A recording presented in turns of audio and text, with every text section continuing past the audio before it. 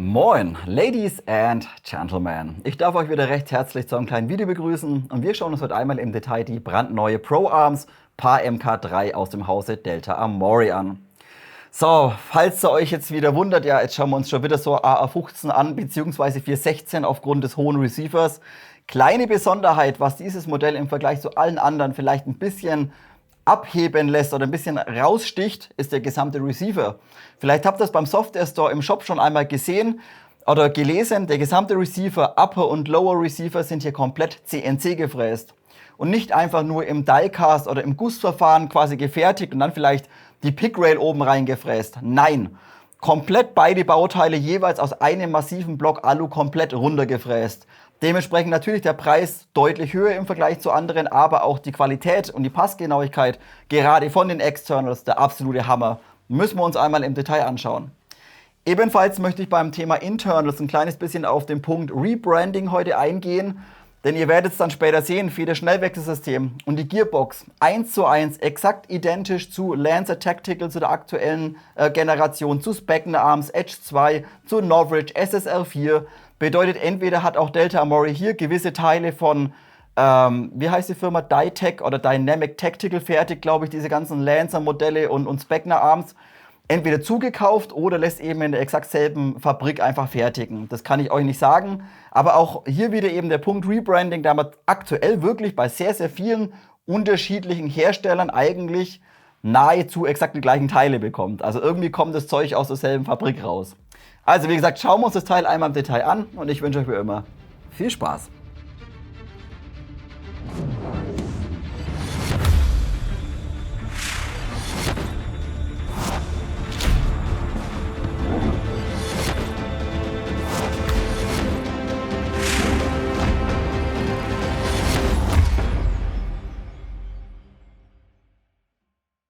Beginnen wir auch dieses Video zunächst einmal wieder mit dem Lieferumfang. So, da seht ihr, da ist nicht viel auf dem Tisch, denn ihr habt letztendlich im Karton nur die Knifte drin, ein so ein PMAG Midcap Magazin und eine relativ kurze Gebrauchsanweisung auf Englisch. Da ist auf 2 DIN A4 Seiten ganz kurz erklärt, wie stellt das Hop-Up ein, wie ballert ein Akku ran und wie befüllt ihr ein High-Cap Magazin. Es ist aber natürlich ein Midcap dabei.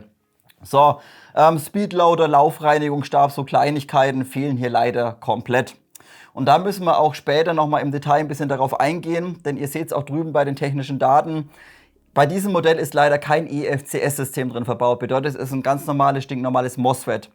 Meiner Meinung nach würde hier bei gewissen Punkten einfach ein bisschen auf den Preis geachtet, damit das Ganze nicht zu krass wird oder nicht explodiert. Denn wie vor dem Intro schon angesprochen, hier ist eben der gesamte Receiver CNC gefräst. Und jetzt geht ihr einfach mal bei Retro Arms zum Beispiel auf die Webseite und schaut mal, was so ein Teil kostet. Komplett CNC gefräster Upper und Lower Receiver seid ihr bei 320 €. So, damit das Ding halt nicht irgendwann final mal 600 kostet, wurde vielleicht auf ein EFCS-System verzichtet und gegebenenfalls auch auf ein bisschen Kleinigkeiten im Lieferumfang. Nichts, was man nicht lösen kann.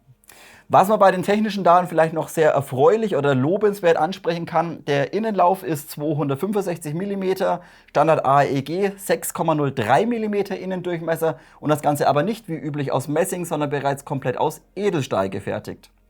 So, Energie, ich habe sie für euch natürlich nachgekront, wie üblich 0,2 und 0,3 Gramm.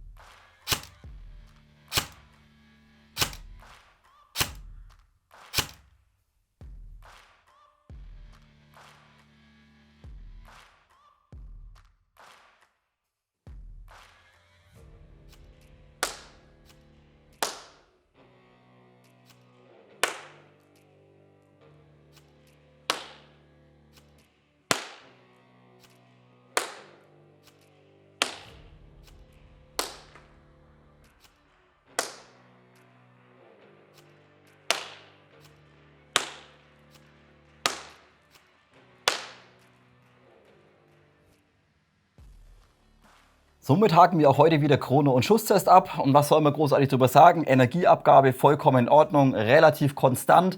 Aber auch hier müssen wir später nochmal drüber quatschen, denn ich habe bereits eine andere Nozzle getestet. Und dann steigt die Energie mit einer besseren Nozzle um 0,12 bis 0,15 Joule. Mit derselben Feder, nur eine andere Nozzle. Bedeutet auch hier wie bei der Norwich SSR4 zum Beispiel exakt die gleiche Nozzle eigentlich von den Maßen her. Und dementsprechend verlieren wir hier auch beim Übergang Zylinderhead auf Nozzle kleines bisschen Energie. Dennoch ist die Energieabgabe aber konstant und schwankt eben nicht großartig rum. Das Hop-Up war gut, muss man heute ganz klar sagen. Es ist jetzt hier zwar ein stinknormales Bucking drin verbaut, 0815, aber im Vergleich zu anderen Herstellern ein kleines bisschen härter vom Gummi her. Bedeutet, auch hier ist es problemlos möglich, out of the box 0,28 oder sogar 0,3 Gramm BBs einmal zu verwenden, da einfach das Bucking ein kleines bisschen härter ist. Natürlich wäre wahrscheinlich irgendwie ein Maple Leaf Bucking oder ein R-Hop oder sowas, wäre vermutlich noch ein bisschen konstanter. Aber dennoch, wie gesagt, schießt das Ding out of the box wirklich schon sehr, sehr gut. Und wie gerade schon angesprochen, bei der technischen Seite eben kompletter Edelstahllauf drin, 6,03 mm, gerade wenn er mal ein bisschen Schmutz reinbekommt oder Partikel oder sowas. Der Edelstahllauf, der macht das natürlich deutlich länger mit, wie jetzt ein Standard-Messinglauf.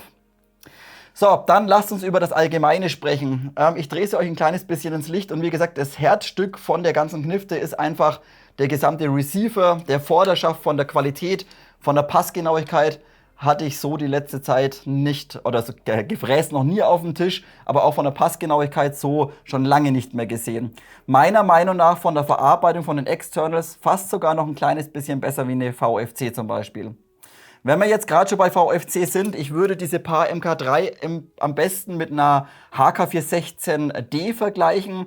Denn natürlich hier eben auch das Quad-Rail-System vorne dran, wie man es von der 416D einfach kennt. Also Pick-Rails einmal komplett am Vorderschaft außenrum. Und das Modell eben nicht im Vergleich, wie zum Beispiel im Vergleich zu einer 416A5, irgendwie beidseitig nutzbar, sondern ganz klassisch eben Feuerwahlhebel nur vom Schützen aus auf der linken Seite und Magazinauswurf nur vom Schützen aus auf der rechten Seite. Und hier sind wir auch beim kleinen Punkt, der heute ebenfalls ins Fazit mit einfließen wird. Auch fehlt es dem Modell leider ein kleines bisschen an kleine Features. Ob man es ja jetzt braucht oder nicht, sei eben mal dahingestellt. Wie gerade schon angesprochen, beidseitige Nutzbarkeit von dem System ist leider nicht möglich. Magazinhalter könnte man vielleicht einen anderen montieren, ist aber standardmäßig eben nicht. Und auch so Kleinigkeiten wie Bolt Catch oder sowas habt ihr hier nicht, bedeutet arretiert nicht. Und natürlich aufgrund des fehlenden EFCS-Systems auch keine Akkuüberwachung, keine Zyklenüberwachung, keine Akkuabschaltung und pipapo. Also diese ganzen modernen Features fehlen hier leider ein kleines bisschen. Kann man, wie gesagt, schnell fixen, Gate Aster oder sowas rein und fertig, dann hat sich die Sache erledigt. So, und jetzt schauen wir uns das Modell mal ganz kurz durch. Vorne Mündungsbremse, Standard 14 mm Linksgewinde, habt ihr gesehen, ist komplett aus Aluminium gefertigt. Das Rohr ebenfalls komplett aus Alu, schön dickwandig und sitzt einfach nur hervorragend da vorne drin. Also da, wenn er mit sehr, sehr viel Gewalt da vorne ein bisschen drückt, dann könnte das ganze Rohr vielleicht um ein Millimeterchen ein bisschen verdrücken. Das war es dann aber auch. Also auch hier von der Passgenauigkeit tipptopp, können wir gar nicht schimpfen. Und dann eben auch so Kleinigkeiten, wisst ihr, Passgenauigkeit, Toleranzen. Wenn ihr euch das ganze Modell dann auch später mal in der Verarbeitungsqualität anschaut, ihr habt hier gerade beim Receiver so gut wie gar keine Spaltmaße. Also es ist alles unheimlich plan und bündig. Auch der ganze Übergang zwischen Vorderschaft und Receiver. Ihr habt nirgendwo irgendwie eine Kante irgendwie spürbar, wo das irgendwie eine Unterbrechung oder sowas drin ist. Bedeutet, es geht alles wunderschön und sauber, nahtlos ineinander über. Und eben auch die Passgenauigkeit von dem CNC-Receiver, einfach nur traumhaft. Richtig, richtig geil und meiner Meinung nach heute wirklich das Herzstück von der Waffe. Und da darf man gerne ein kleines bisschen mehr Geld für so eine Qualität einmal ausgeben. Also richtig, richtig sexy. So, dann, gut, hier hinten Sling-Aufnahme aus Stahl, links, rechts, wenn das ihr braucht, dann One-Point immer hilfreich und eben ein Standard-Schiebeschaft, welcher natürlich in mehreren Positionen einmal einstellbar ist. Auch hier kann man vielleicht gleich direkt vorweg sagen, die Buffer-Tube und der Schaft passen hervorragend zusammen. Bedeutet, ihr habt selbst im voll ausgeschobenen Zustand hier hinten nur einen Hauch, wirklich nur einen Hauch Spiel einmal in dem Schaft drauf. Wenn das ein bisschen weiter reinschiebt, läuft auch ein bisschen straffer, sitzt das Ding komplett plan und press. So wünscht man sich das. Also er läuft problemlos, hat aber kein Spiel oder sowas. Top. Qualität wirklich sauber, können wir nicht schimpfen. So, die Markings und sowas und Verarbeitung würde ich sagen, das zeige ich euch wirklich später mal im Detail, damit ihr euch ein bisschen so ein Bild von diesem sehr, sehr schönen CNC-Receiver einmal machen könnt. So, das soll es schon gewesen sein. Ansonsten gut, ist es ein Standardsystem. Machen wir gleich weiter mit dem Thema Akku einlegen, Platz für ein Akku, Ansprechverhalten, Klangbild. Akku einlegen und Platz, könnt ihr euch schon denken, geht natürlich wie bei jedem anderen Standard AR15-Systemen hier hinten einmal in der Buffer-Tube.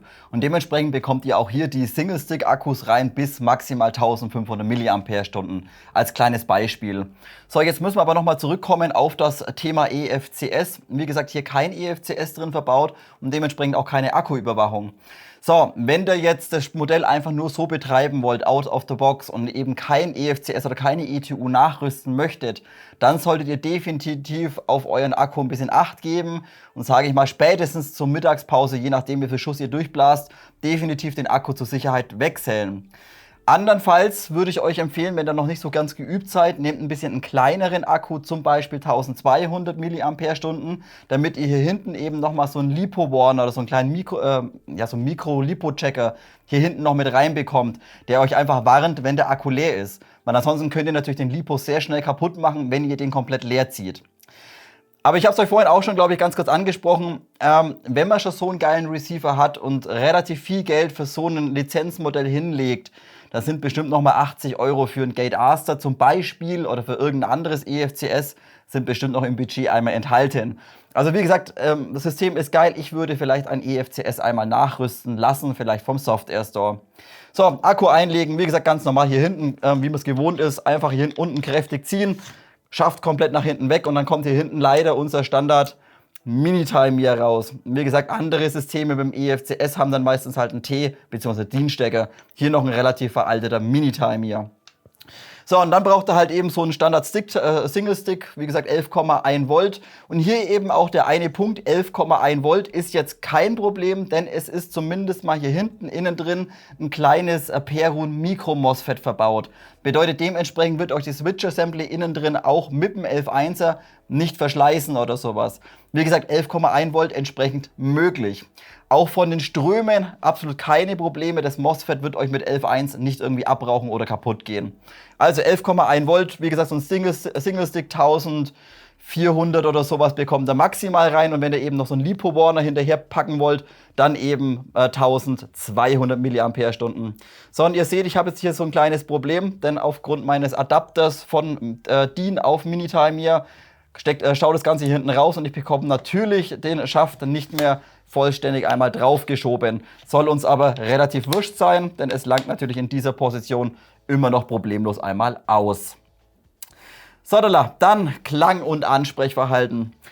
Ihr müsst ein bisschen aufpassen, da werde ich am Abschluss des Videos noch ein bisschen darauf eingehen. Ich habe jetzt knapp 1000 Schuss durch das Ding durchgedrückt und es war mir zweimal möglich, einen Gearbox Jam herauszufordern. Also da müsst ihr schon wirklich triggern unheimlich schnell und wirklich probieren, sehr aggressiv diesen Jam zu generieren. Also wenn man ganz normal triggert, auch wenn man ein bisschen schneller triggert, ist das Modell nicht unbedingt jetzt Jam-anfällig. Natürlich auch mit dem 11.1er. Ein 7.4er würde ich euch nicht empfehlen, denn dann ist das System ein bisschen zu langsam.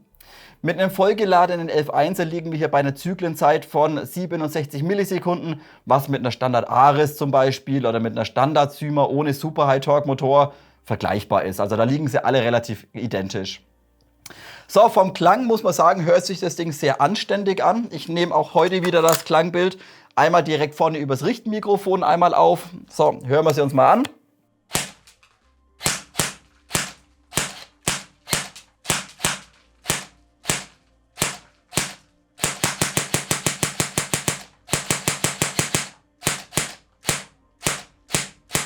Ah, super. Also da können wir überhaupt nicht schimpfen. Ihr nehmt absolut kein lautes Kreischen oder sowas wahr. Die Knifte läuft. Das System läuft einfach 1A. Also da können wir überhaupt nicht schimpfen, obwohl nicht mal ein EFCS drin ist. Was ihr vielleicht beim 5. oder 6. Schuss ganz kurz gehört habt, wenn ihr eben den Abzug zu früh kommen lasst, dann bremst das System selbstverständlich, beziehungsweise der Stromfluss wird unterbrochen und das System bleibt einfach stehen. Und es ist dann egal, ob der Schuss schon gelöst ist oder nicht. Bedeutet hier keine Zyklenüberwachung. Dementsprechend immer so lange den Abzug hinten halten, bis der Schuss gelöst ist und erst dann den Abzug einmal kommen lassen. Aber ihr habt es gerade gesehen, auch wenn ihr ein bisschen schneller triggert, das Ding jammt euch nicht so oder sowas. Also hier vom Ansprechverhalten muss man sagen, ist es vollkommen in Ordnung, obwohl kein EFCS einmal drin ist. Auch vom Klang, kein Kreischen, obwohl die Gears fast ein bisschen viel Luft haben. Schauen wir uns später bei den Internals an. Aber dennoch, Klangbild, Ansprechverhalten, out of the box definitiv einmal in Ordnung. Und wie gesagt, wollt ihr jetzt runter, sage ich mal, auf vielleicht 50 Millisekunden, wollt ihr eine Zyklenüberwachung, Akkuüberwachung und die ganzen elektronischen Spielereien einfach haben, dann könnt ihr bestimmt vom Software Store auch ein Gate Aster oder ein anderes EFCS hier direkt einmal einbauen lassen. Natürlich wird das Modell dann definitiv teurer, aber gerade aufgrund des Receivers, finde ich, sind wir da preislich immer noch gut mit dabei. Sprechen wir aber später einmal im Fazit im Detail nochmal durch. Und dann fehlt abschließend vom System letztendlich nur noch einmal das Feder-Schnellwechselsystem. Und auch hier muss ich euch sagen, hat das Modell exakt das gleiche Feder-Schnellwechselsystem, wie man es eben von anderen Systemen oder anderen Herstellern einmal kennt. Bedeutet hier nicht einfach über die Caselnut die Buffer-Tube runterziehen, sondern ihr müsst weiterhin, wie bekannt, innen drin einmal die Schraube lösen, welche quasi die gesamte Buffer-Tube mit dem Spring Guide verbindet. Dementsprechend braucht ihr eben einen sehr langen Kreuzschraubendreher oder einen normalen Kreuzschraubendreher mit so Bits und einer Verlängerung, damit ihr eben komplett einmal reinkommt. So, dann geht er da hinten rein und löst letztendlich im inneren Bereich einfach einmal die Schraube. So, Schraube einmal komplett gelöst. Dann nehmt ihr das Modell erstmal her, dreht es auf den Kopf und schüttelt da ein bisschen. So, jetzt die beiden Teile braucht ihr. Eben hier einmal der Halteblock und hier einmal die lange Schraube dazu. Da müsst ihr halt später wieder aufpassen, wenn ihr es wieder reinschraubt, Kabel nach unten drücken, damit die Kabel hier unten quasi entlang laufen und nicht gequetscht werden. So, dann könnt ihr ganz normal einmal die Buffer-Tube nach hinten einmal abziehen, diese Endplate mit der Trageriemenaufnahme einmal weg und dann kommt ihr eben von hier hinten mit dem großen Inbus, mit dem 8er Inbus wunderbar hier reindrücken, Spring Guide rausnehmen, Feder raus, neue Feder rein und gut ist. Und dann könnt ihr das Modell auch problemlos, sage ich mal, mit 1,6 bis maximal 1,7 Joule mit dem Original Perun MOSFET, was drin ist hier hinten, einmal betreiben. Wollt ihr dann mehr oder dürft ihr mehr spielen, gerade wir spielen meistens mit 2 Joule, dann ist vielleicht ein besserer Zylinderhead und ein EFCS einmal nötig. Wie gesagt, müsst ihr dann entscheiden. Achtet aber natürlich auch drauf, wenn ihr da selber irgendwas macht, habt ihr keine Gewährleistung mehr. Also wenn ihr das Modell unbedingt irgendwie mit dem EFCS ausstatten wollt, dann richtet euch einmal an den Software Store. Dann lasst uns auch kurz über das Thema Magazin und Kompatibilität sprechen. Ich habe für euch wieder sämtliche Magazine getestet, die ich einmal da habe. Zunächst aber mal Lieferumfang gesehen, es ist ein Midcap dabei. Das ist so ein Standard PMAC-Klon, wie man es kennt, außenrum aus Polyamid-Kunststoff und innen drin letztendlich aus ABS. Also es müsste auch genauso sein wie bei Specna oder sowas, also keine Ahnung. Also kein besonderes Magazin, funktioniert aber selbst mit 0,3 Gramm wirklich hervorragend. Von der Kapazität her, ich habe es nicht nachgezählt, das müssten auch so 140 bis 150 Schuss sein, wie eigentlich bei fast jedem Magazin. Wie gesagt, eins dabei, ist tipptopp und funktioniert tadellos. Was man aber vielleicht gleich mal ansprechen muss, die meisten Magazine und auch das Originalmagazin haben alle ein bisschen viel Luft im Magazinschacht im Receiver. Bedeutet, die wackeln alle ein kleines bisschen hin und her, nur diese beiden sitzen ein bisschen straffer. Funktionieren tun sie aber dennoch. Dementsprechend sprechen wir mal ganz kurz durch. 2 Magazine, die wirklich gut drin sitzen, das ist einmal ICS und einmal G&G, dieses Tinted. Das Tinted sitzt sogar fast ein bisschen arg straff drin. Ich kann euch das mal ganz kurz demonstrieren. Wenn wir das mal reinlegen, geht problemlos, aber zum Lösen muss man minimal ein kleines bisschen dran ziehen. Das ICS dagegen wunderbar rein und droppt sogar automatisch. Und die beiden sitzen eben sauber im Magazinschacht drin und klappern nicht rum. Wenn man das jetzt einfach mal vergleicht mit dem Originalmagazin und auch zu den anderen, die haben alle doch, ja, ein bisschen Spiel drin. Aber wie gesagt, funktionieren tun sie. Das ist letztendlich euch überlassen. Wenn ihr schon welche habt, könnt ihr sie natürlich weiter verwenden. So, also ICS, G&G sehr gut. Was ebenfalls gut funktioniert, problemlos, ist einmal Syma. Da müsste ich 2 haben, genau. Syma-Magazine, einmal der PMAC-Klon von Syma und einmal das Standard-Stahlblech-Magazin von Syma. Natürlich auch ein bisschen Spiel drin, aber sie feeden sauber. Was ebenfalls gut feedet, Arcturus, tadellos, E&L Stahlblechmagazin, tadellos. Und auch die E&C Magazine funktionieren ebenfalls sehr, sehr gut in der PAR MK3. So, jetzt 4 Magazine, die leider nicht gut funktioniert haben. PTS. Ich habe keine Ahnung warum, aber das hat so viel Spiel in dem Magazinschacht, das feedet nicht richtig. Bedeutet, man muss immer wieder ein bisschen nachdrücken, ein bisschen drücken, ein bisschen machen, damit das Ding wieder feedet. Also entweder liegt es daran, dass einfach mein PTS mittlerweile, dass meine eigentlich alle fast abgenudelt sind. Bedeutet, da ist der Schieber da oben, der hat schon eine richtig tiefe Druckstelle einmal drin. Entweder es liegt daran oder weil das Magazin einfach doch sehr, sehr viel Spiel hat. Und da eben der nächste Punkt, alle anderen Magazine, die auch nicht sauber feeden, haben ebenfalls sehr, sehr viel Spiel. Bedeutet hier, Lonex funktioniert auch in den meisten Kniften eigentlich immer. Hier nicht. Ebenfalls Airsoft Systems Magazin funktioniert auch nicht. Und sogar dieses Battle-X Standard Magazin, dieses ewig lange, ich glaube 170 Schuss oder sowas, funktioniert leider auch nicht gut. Wie gesagt, hat mich ein bisschen überrascht, dass PTS heute leider nicht funktioniert, aber auch das möchte ich euch kurz zeigen. Nehmen uns einfach die Zeit. Bedeutet, es geht wunderbar rein, keine Probleme. Aber wenn ihr euch das mal anschaut, also ich gehe einfach davon aus, dass da einfach zu viel, ja, damit das Magazin einfach zu weit nach hinten wegklappen kann und dann der Schieber oben von der Hop-Up-Kammer nicht mehr komplett geöffnet wird. Das könnte vielleicht mit einem neuen, wenn ihr neue PTS-Magazine habt, könnte es wahrscheinlich funktionieren, aber wirklich garantieren möchte ich dies nicht. Also wie gesagt, ich habe 3 Stück probiert und alle 3 von den PTS haben nicht gefeedet.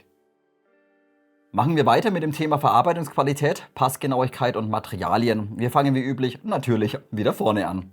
So, die Mündungsbremse oder Mündungsfeuerdämpfer ist hier aus Zinkguss gefertigt, also nicht irgendwie gefräst, ist so ein Standard-Mündungsdämpfer. Standard 14 mm Linksgewinde und das Ganze wird nicht über einen Gewindestift gesichert, sondern letztendlich nur über so einen Spannring und über einen O-Ring. Dadurch aber, wenn ihr den wirklich komplett festknallen wollt über den O-Ring, dann sitzt das Ganze komplett verdreht.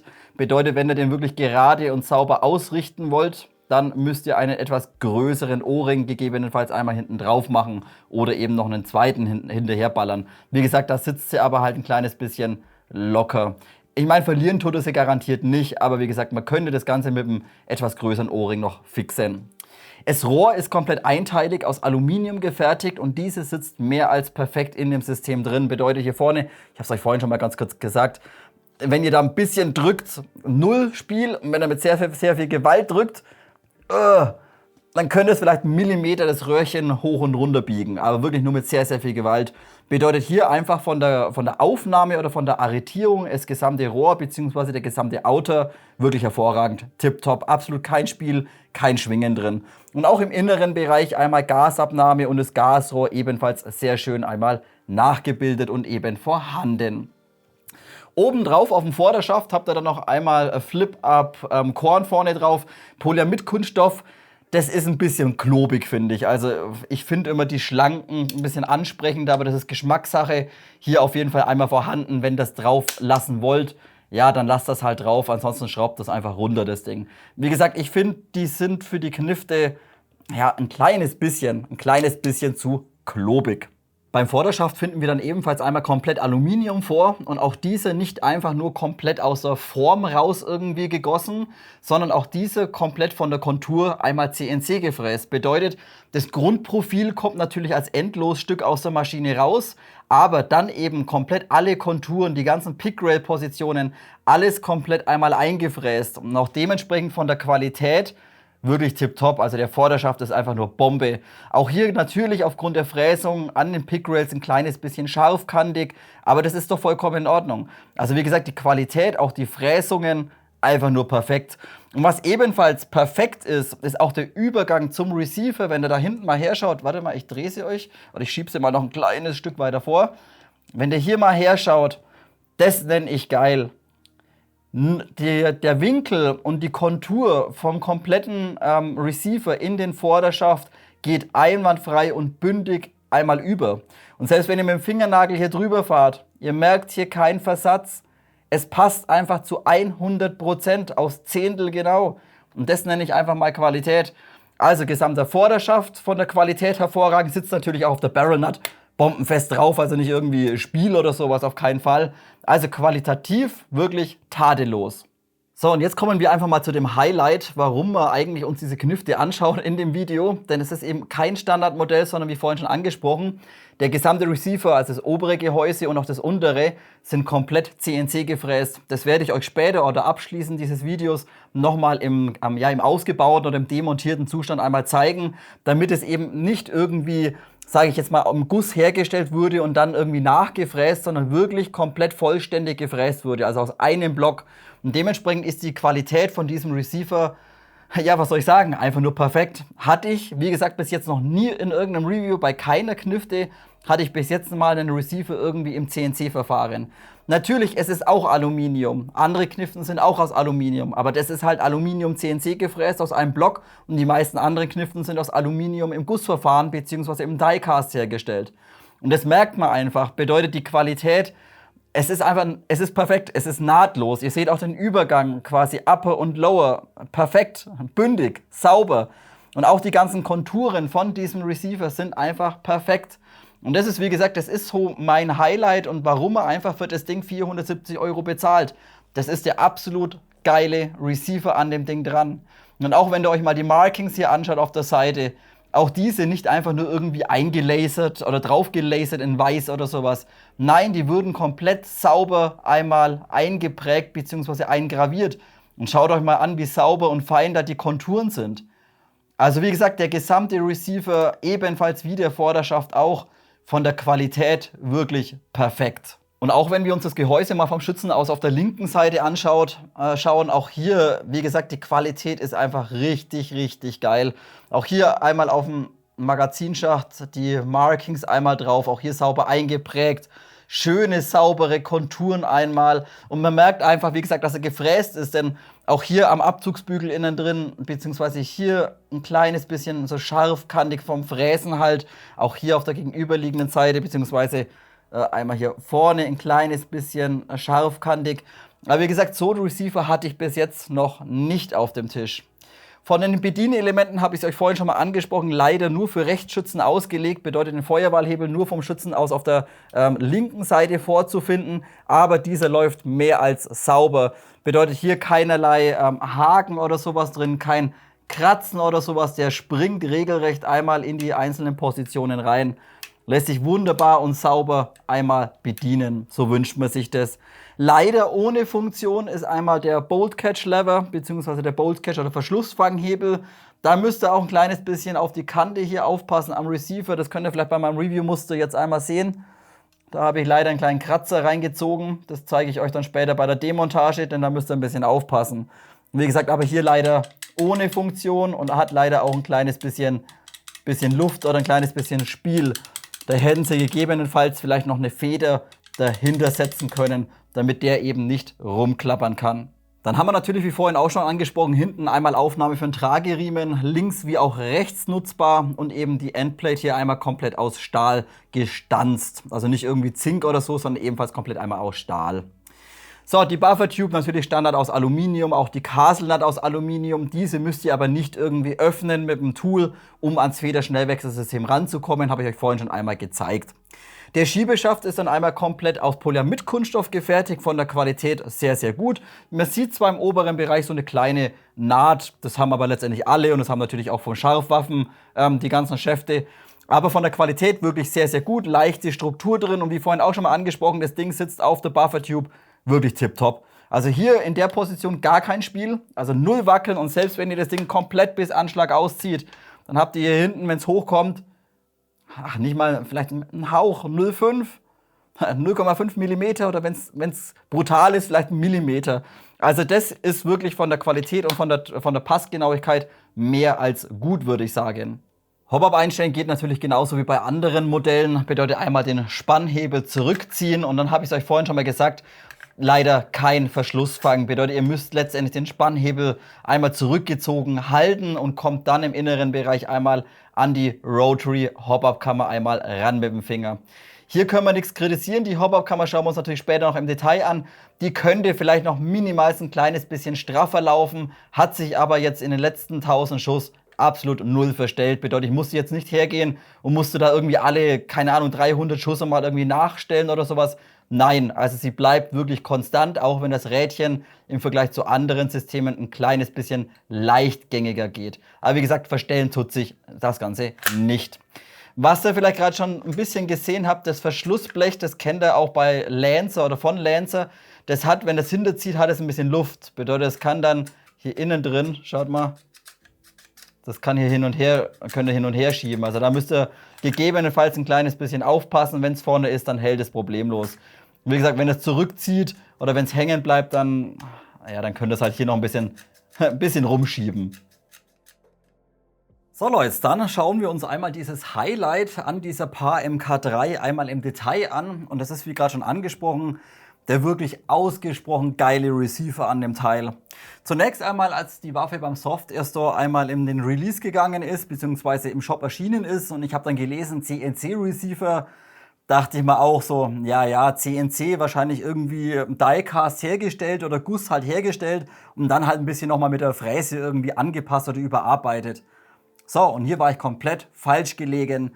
Bedeutet, der gesamte Receiver Upper und Lower sind jeweils komplett aus einem Block Aluminium rausgefräst und eben nicht wie üblich bei anderen Herstellern irgendwie im Diecast oder halt im Gussverfahren hergestellt. Bedeutet hier wirklich aus Aluminium komplett CNC gefräst. Und das Ding ist einfach von der Qualität mehr als geil, muss man sagen. Bedeutet, man sieht es ganz klar, dass er eben gefräst wurde, komplett scharfe Kanten einmal dran, komplett hier eben. Dann natürlich überall Radien und auch im inneren Bereich komplett eben gefräst. Bedeutet, man sieht hier unten sogar die richtigen schönen Werkzeugspuren im Radius einmal drin, wie eben der Fräser Stück für Stück runtergefahren ist. Und das ist einfach mega. So, und jetzt muss man einfach mal ein bisschen vergleichen. Habt ihr mal geguckt, was so ein CNC-Receiver kostet? Da würde ich euch empfehlen, geht doch einfach mal bei RetroArms auf die Webseite und geht mal auf CNC-Receiver. Da bezahlt ihr für einen Receiver, nur den Receiver, 320 Euro. Ja, 320 Euro. Also das ist wirklich so mein persönliches Highlight von dieser ganzen Knifte, wirklich mal einen komplett gefrästen Receiver dran verbaut zu haben. Und sowas bekommt ihr eben nicht bei Syma, sowas bekommt ihr nicht bei Specna Arms, bei VFC oder whatever. Mir ist keine andere AR-15 bekannt, wo man einen vollständig gefrästen Receiver out of the box einmal dran verbaut hat. Und wie gesagt, das Ding ist sowas von geil gefräst und von der Qualität und von der Passgenauigkeit einfach nur hervorragend. So, und wenn wir das Ganze eh schon so dran liegen haben, natürlich die Lizenz Pro Arms MK3 bzw. PAR MK3, auch hier die gesamten Markings, jetzt nicht einfach nur drauf gelasert, mal mit dem Laser drüber geballert. Nein, die sind richtig schön, mit einer richtig schönen sauberen Kontur und unheimlich fein, komplett einmal eingeprägt. Und schaut euch mal, wie sauber das aussieht. Und das eben auf beiden Seiten. Also hier auch Qualität der Markings, Qualität, Verarbeitungsqualität, einfach nur hervorragend. Jetzt wird sich vielleicht der ein oder andere Zuschauer denken, ja, was ist denn jetzt der Unterschied oder was habe ich jetzt für Vorteile, wenn der Receiver gefräst ist oder ob er im Diecast hergestellt wurde. Ihr müsst überlegen, der gesamte Receiver besteht, wie gesagt, aus einem Block Aluminium. Bedeutet, es war einmal so ein Rechteck und da fährt halt so lang die Fräse drüber und dreht das Ding und fährt überall rein, bis das Ding wirklich rausgefräst wurde. Und dadurch habt ihr im Material weniger Schwachstellen drin. Bedeutet, der gesamte Receiver, das gesamte Material ist einfach deutlich härter oder hat eine deutlich höhere Zugfestigkeit. Beim Diecast-Verfahren kann es immer wieder vorkommen, dass man so ganz kleine Lufteinschlüsse ins Material einmal reinbekommt, innen drin. Die sind natürlich nur unter der Lupe oder unter dem Mikroskop sichtbar, dadurch das Material aber natürlich etwas schwächer ist. Also hier mein persönliches Highlight, CNC gefräste Receiver, wunderschöne Markings, auch SF sauber aufgelasert. Das ist wirklich richtig lecker.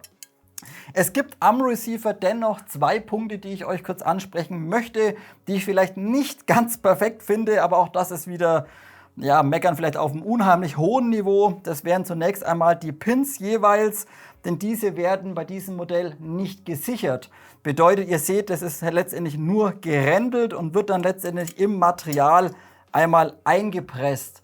Da wäre es natürlich noch schön gewesen, wie bei einer Scharfwaffe oder wie bei anderen halt hier vorne eben den kleinen Pin drin zu haben, damit eben der große Pin nochmal extra gesichert wird.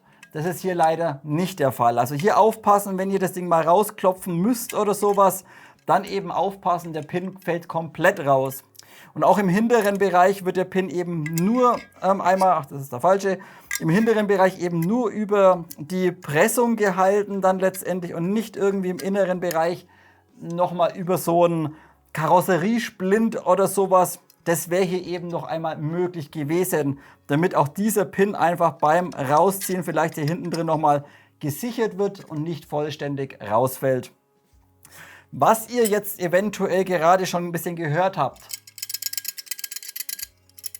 da klappert ein bisschen was, ne? Und zwar ist es hier unten einmal der Abzugsbügel letztendlich rum. Bedeutet, auch dieser aus Aluminium wird hier unten letztendlich über einen kleinen Stift und hier vorne eben, ja, auch über einen kleinen Stift einmal mit dem Receiver verbunden. So, und der hat hier unten ein ganz kleines bisschen Luft drin. Das könnt ihr hier hinten recht schön sehen. Den könnt ihr da minimal ein bisschen hin und her schieben. Um genau zu sein, 0,4 mm. Stört euch das, dass das Ding klappert, dann macht ihr diesen seitlichen Pin einmal raus und klemmt einfach hier zwischen rein ganz normale AEG oder SAEG Shims mit 0,4 mm.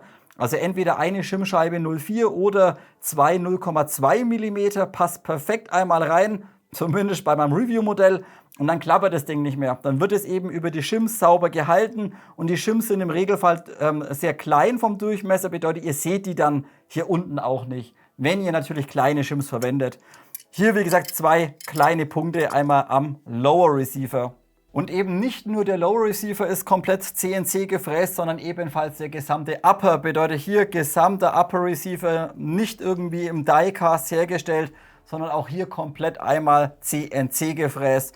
Und die Qualität ist einfach mega, mega geil. Auch hier, wenn das vielleicht mal, hier kann man es auch schön sehen, vielleicht, wenn ihr euch mal die Kontur nehmt, wie wunderschön das hier zusammenpasst, einmal Vorderschaft zum Receiver, auch auf der gegenüberliegenden Seite. Wirklich wunderschön bündig, aus einem Fluss letztendlich oder aus einem Guss. Kein Versatz irgendwie drin vom Design. Das passt wirklich hervorragend einmal zusammen. Und auch hier am Upper kann man es eben ganz, ganz deutlich sehen, wenn man mal innen reinschaut, dass es wirklich komplett aus einem Block gefräst wurde. Denn auch hier kann man eben im Radius quasi die einzelnen, die Werkzeugspuren vom Fräser letztendlich einmal sehen. Und natürlich überall abgerundet, überall Radien drin und keine 90-Grad-Kante. Das ist meistens auch ausschlaggebend, wenn ihr irgendwas habt mit einer scharfen 90-Grad-Kante, ist es eigentlich immer irgendwie Die-Cast-Verfahren oder halt MIM-Verfahren einmal hergestellt. Ist alles vollständig abgerundet, dann ist es meistens CNC gefräst. Wie gesagt, hier wirklich von der Qualität hervorragend. Auch den Vorderschaft können wir uns noch mal ganz kurz im Detail anschauen. Natürlich, dieser kommt zunächst einmal aus der Maschine raus, aus dem Aluminiumprofil, wie das halt kennt, ein ganz normales Aluminiumprofil. Und dann wird auch dieser natürlich komplett CNC bearbeitet. Bedeutet, eure ganzen Pickrail-Positionen, die Lüftungsschlitze, auch hier komplett alles scharfkantig, nicht irgendwie abgerundet. Und dementsprechend auch hier das Ganze eben mit der Fräse gefertigt. Bedeutet, die Pickrails oder der Vorderschaft kommt nicht einfach aus einer Gussform raus, sondern hier die ganzen Konturen und alles wird wirklich sauber einmal gefräst. Und dementsprechend muss ich heute auch sagen, auch wenn das Modell relativ teuer ist, das ist einfach von der Qualität wirklich im Vergleich zu anderen Kniften sehr, sehr gut, muss man sagen. Also hatte ich so bis jetzt noch nicht auf dem Tisch. So Leute, jetzt wird es eigentlich weitergehen, natürlich mit der Demontage. So ein AR-15-Modell haben wir schon 10.000 Mal auseinandergekloppt. Muss ich euch nicht extra zeigen, geht genauso wie bei jeder anderen letztendlich. Wenn ihr da Infos braucht oder so, schaut mal in irgend so ein Video rein von 2018 oder 2020. Da habe ich es teilweise noch gezeigt. Werde ich mich hier sparen. Es gibt aber genau bei diesem Modell leider einen Punkt, den müsst ihr beachten, wenn ihr euer Modell lieb habt oder ihr ignoriert es, wenn es wurscht ist, wenn ihr Kratzer drin habt. So, und es tut mir auch ein kleines bisschen leid, da muss ich mich beim Software Store ein bisschen entschuldigen, denn normalerweise diese Leihgaben fasse ich normalerweise immer mit Samthandschuhen an, dass da wirklich nichts dran ist. Wenn ihr aber jetzt mal mein Review-Muster anschaut, dann habe ich genau hier an dieser Kante hier leider einen kleinen Kratzer reingezogen. Der ist minimal, ich weiß, rein als Spielgerät kann man es ignorieren. Wenn ihr aber das Modell öfters mal auseinanderzieht, folgender Punkt. Der Bolt Catch, also Verschlussfanghebel, dieser ist natürlich ohne Funktion. Bedeutet, habt ihr vorhin schon gesehen, ihr könnt da zurückziehen, das arretiert nicht. Und dementsprechend ist aber auch der Bolt Catch Lever hier nicht irgendwie seitlich über einen Pin gesichert. Ihr könnt also hier nicht einfach irgendwie einen Pin rausmachen und das Ding abnehmen, sondern der wird letztendlich einfach nur im Lower Receiver einmal reingesteckt. So, und jetzt könnt ihr euch schon denken, was passiert, wenn ihr das Modell auseinanderzieht. Natürlich, ihr zieht und dann müsst ihr natürlich hier über die Kante drüber. Und dann seht ihr das, dann geht er mit Ach und Krach da drüber. Meistens liegt er aber auf und scheuert euch und reibt euch hier komplett an der Kante bis nach hinten durch. Und dann zieht ihr euch genau an der Kante in richtig schönen Kratzer einmal rein. Dementsprechend nehmt ihr einfach ein bisschen Papier her, legt das Papier zwischen dem Bolt Catch Lever und euer Gehäuse und dann könnt ihr das Modell eben einmal auseinanderziehen, ohne einen Kratzer einmal reinzubekommen. So, da hinten bin ich schon wieder rausgerutscht, seht ihr? Da lege ich auch zur Sicherheit mal wieder das Papier dazwischen. So, und dann zieht ihr das einmal auseinander. Und wie gesagt, wenn ihr da nichts dazwischen legt, dann macht ihr eben hier diese ganze Kante am Upper Receiver, ja, vermackt ihr oder macht ihr einmal kaputt. Das finde ich nicht ganz perfekt umgesetzt. Da wäre so ein Bolt Catch einmal mit einem Pin zum Lösen, wäre hier deutlich besser gewesen. Dann würde man einfach den Receiver nicht sofort schamarieren, wenn man eben nicht aufpasst. So Leute, dann geht es einmal weiter mit den Internals. Schauen wir uns auch diese heute wieder im Detail an und sprechen es auch im Detail einmal durch. Und da habe ich euch ganz am Anfang dieses Videos versprochen, hier möchte ich heute die Zeit auch ein bisschen nutzen, um auf das Thema Rebranding ein kleines bisschen einzugehen.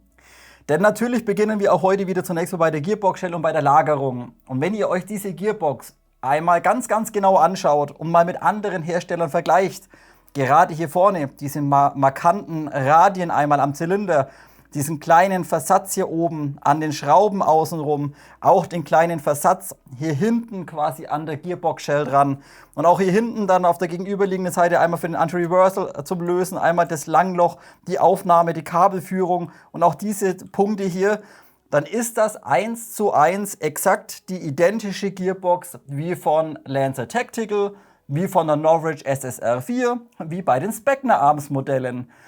Bedeutet auch hier wieder der Punkt, dass es auch wieder irgendeinen Hersteller gibt, komme ich gleich noch mal drauf zu sprechen, der gegebenenfalls für diese ganzen Rebrands oder für diese ganzen Hersteller letztendlich die Komponenten irgendwie fertigt und dann entweder die Knifte bei sich irgendwie zusammenbaut, einfach irgendwie jetzt Specna Arms drauf lasert oder Lancer Tactical drauf lasert oder die Teile entsprechend eben an andere Fabriken weiterschicken.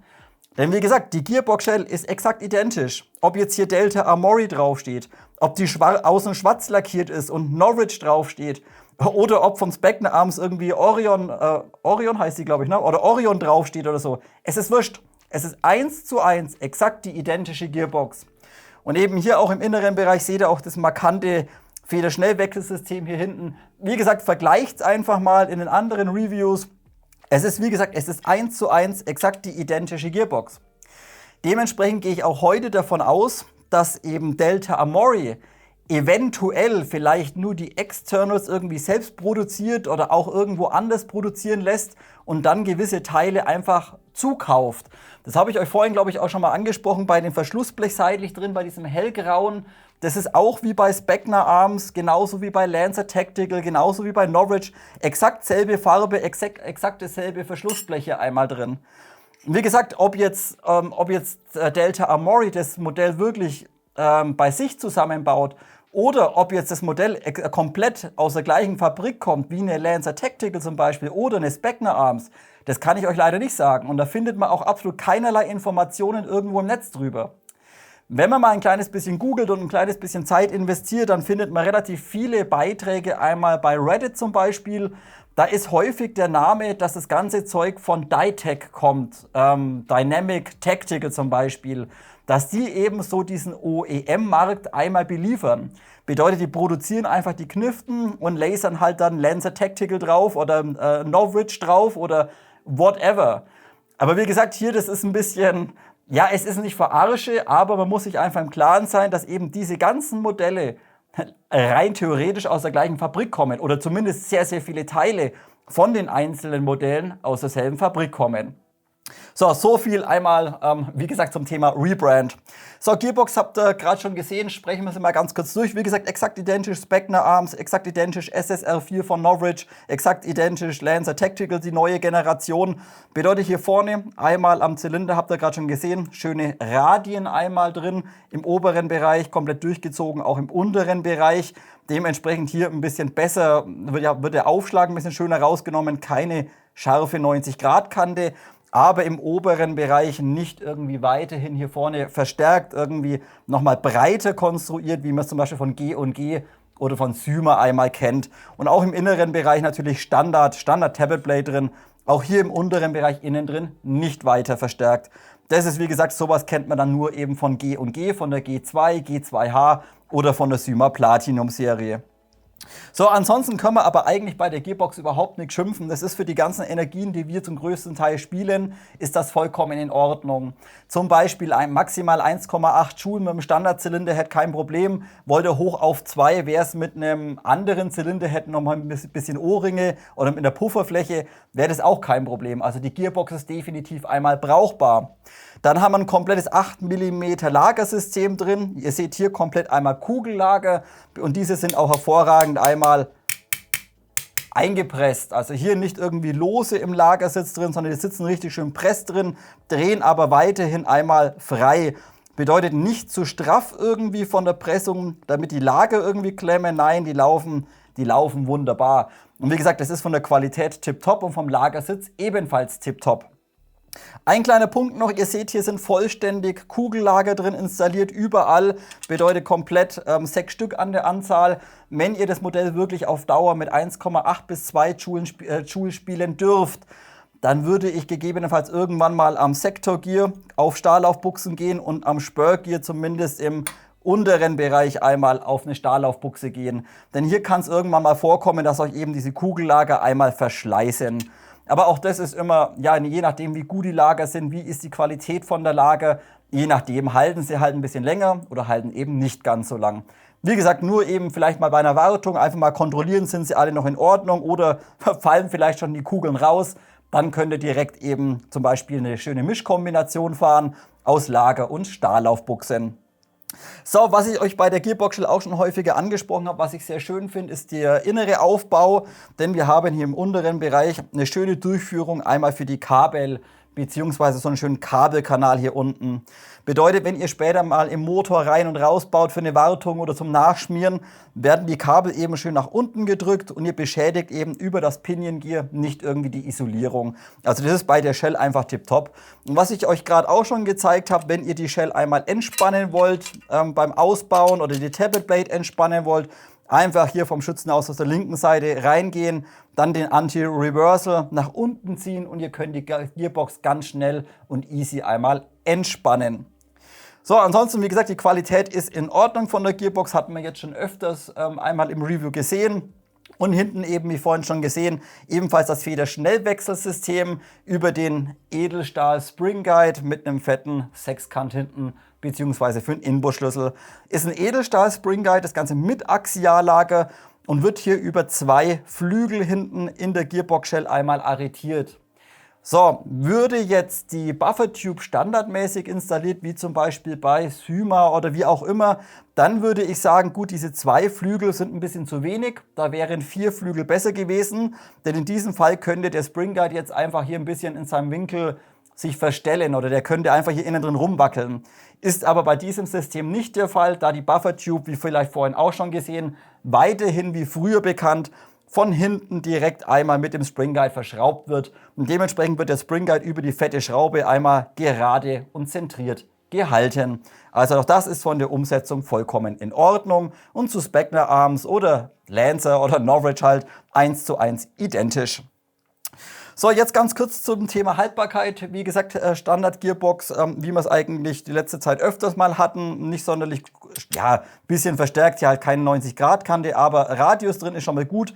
Jetzt aber ein Punkt, der Zylinderhead ist vollständig aus Aluminium. Auch dieser sitzt hervorragend und sauber einmal in der Gearbox drin. Liegt vollständig vorne an und hat im hinteren Bereich ein relativ hartes Sorbopad. So, und wenn ihr jetzt einfach, sage ich mal, auf Dauer 1,9 bis 2 Joule spielen dürft und unbedingt wollt, dann wäre es hier gegebenenfalls möglich, die Gearbox noch ein bisschen zu schonen, wenn ihr einen Zylinderhead verbaut, der erstens mal hier Langlöcher auf der Seite drin hat und vorne nochmal so eine Pufferfläche aus Gummi einmal eingearbeitet hat. Was ihr dafür einnehmt, ist selbstverständlich euch überlassen.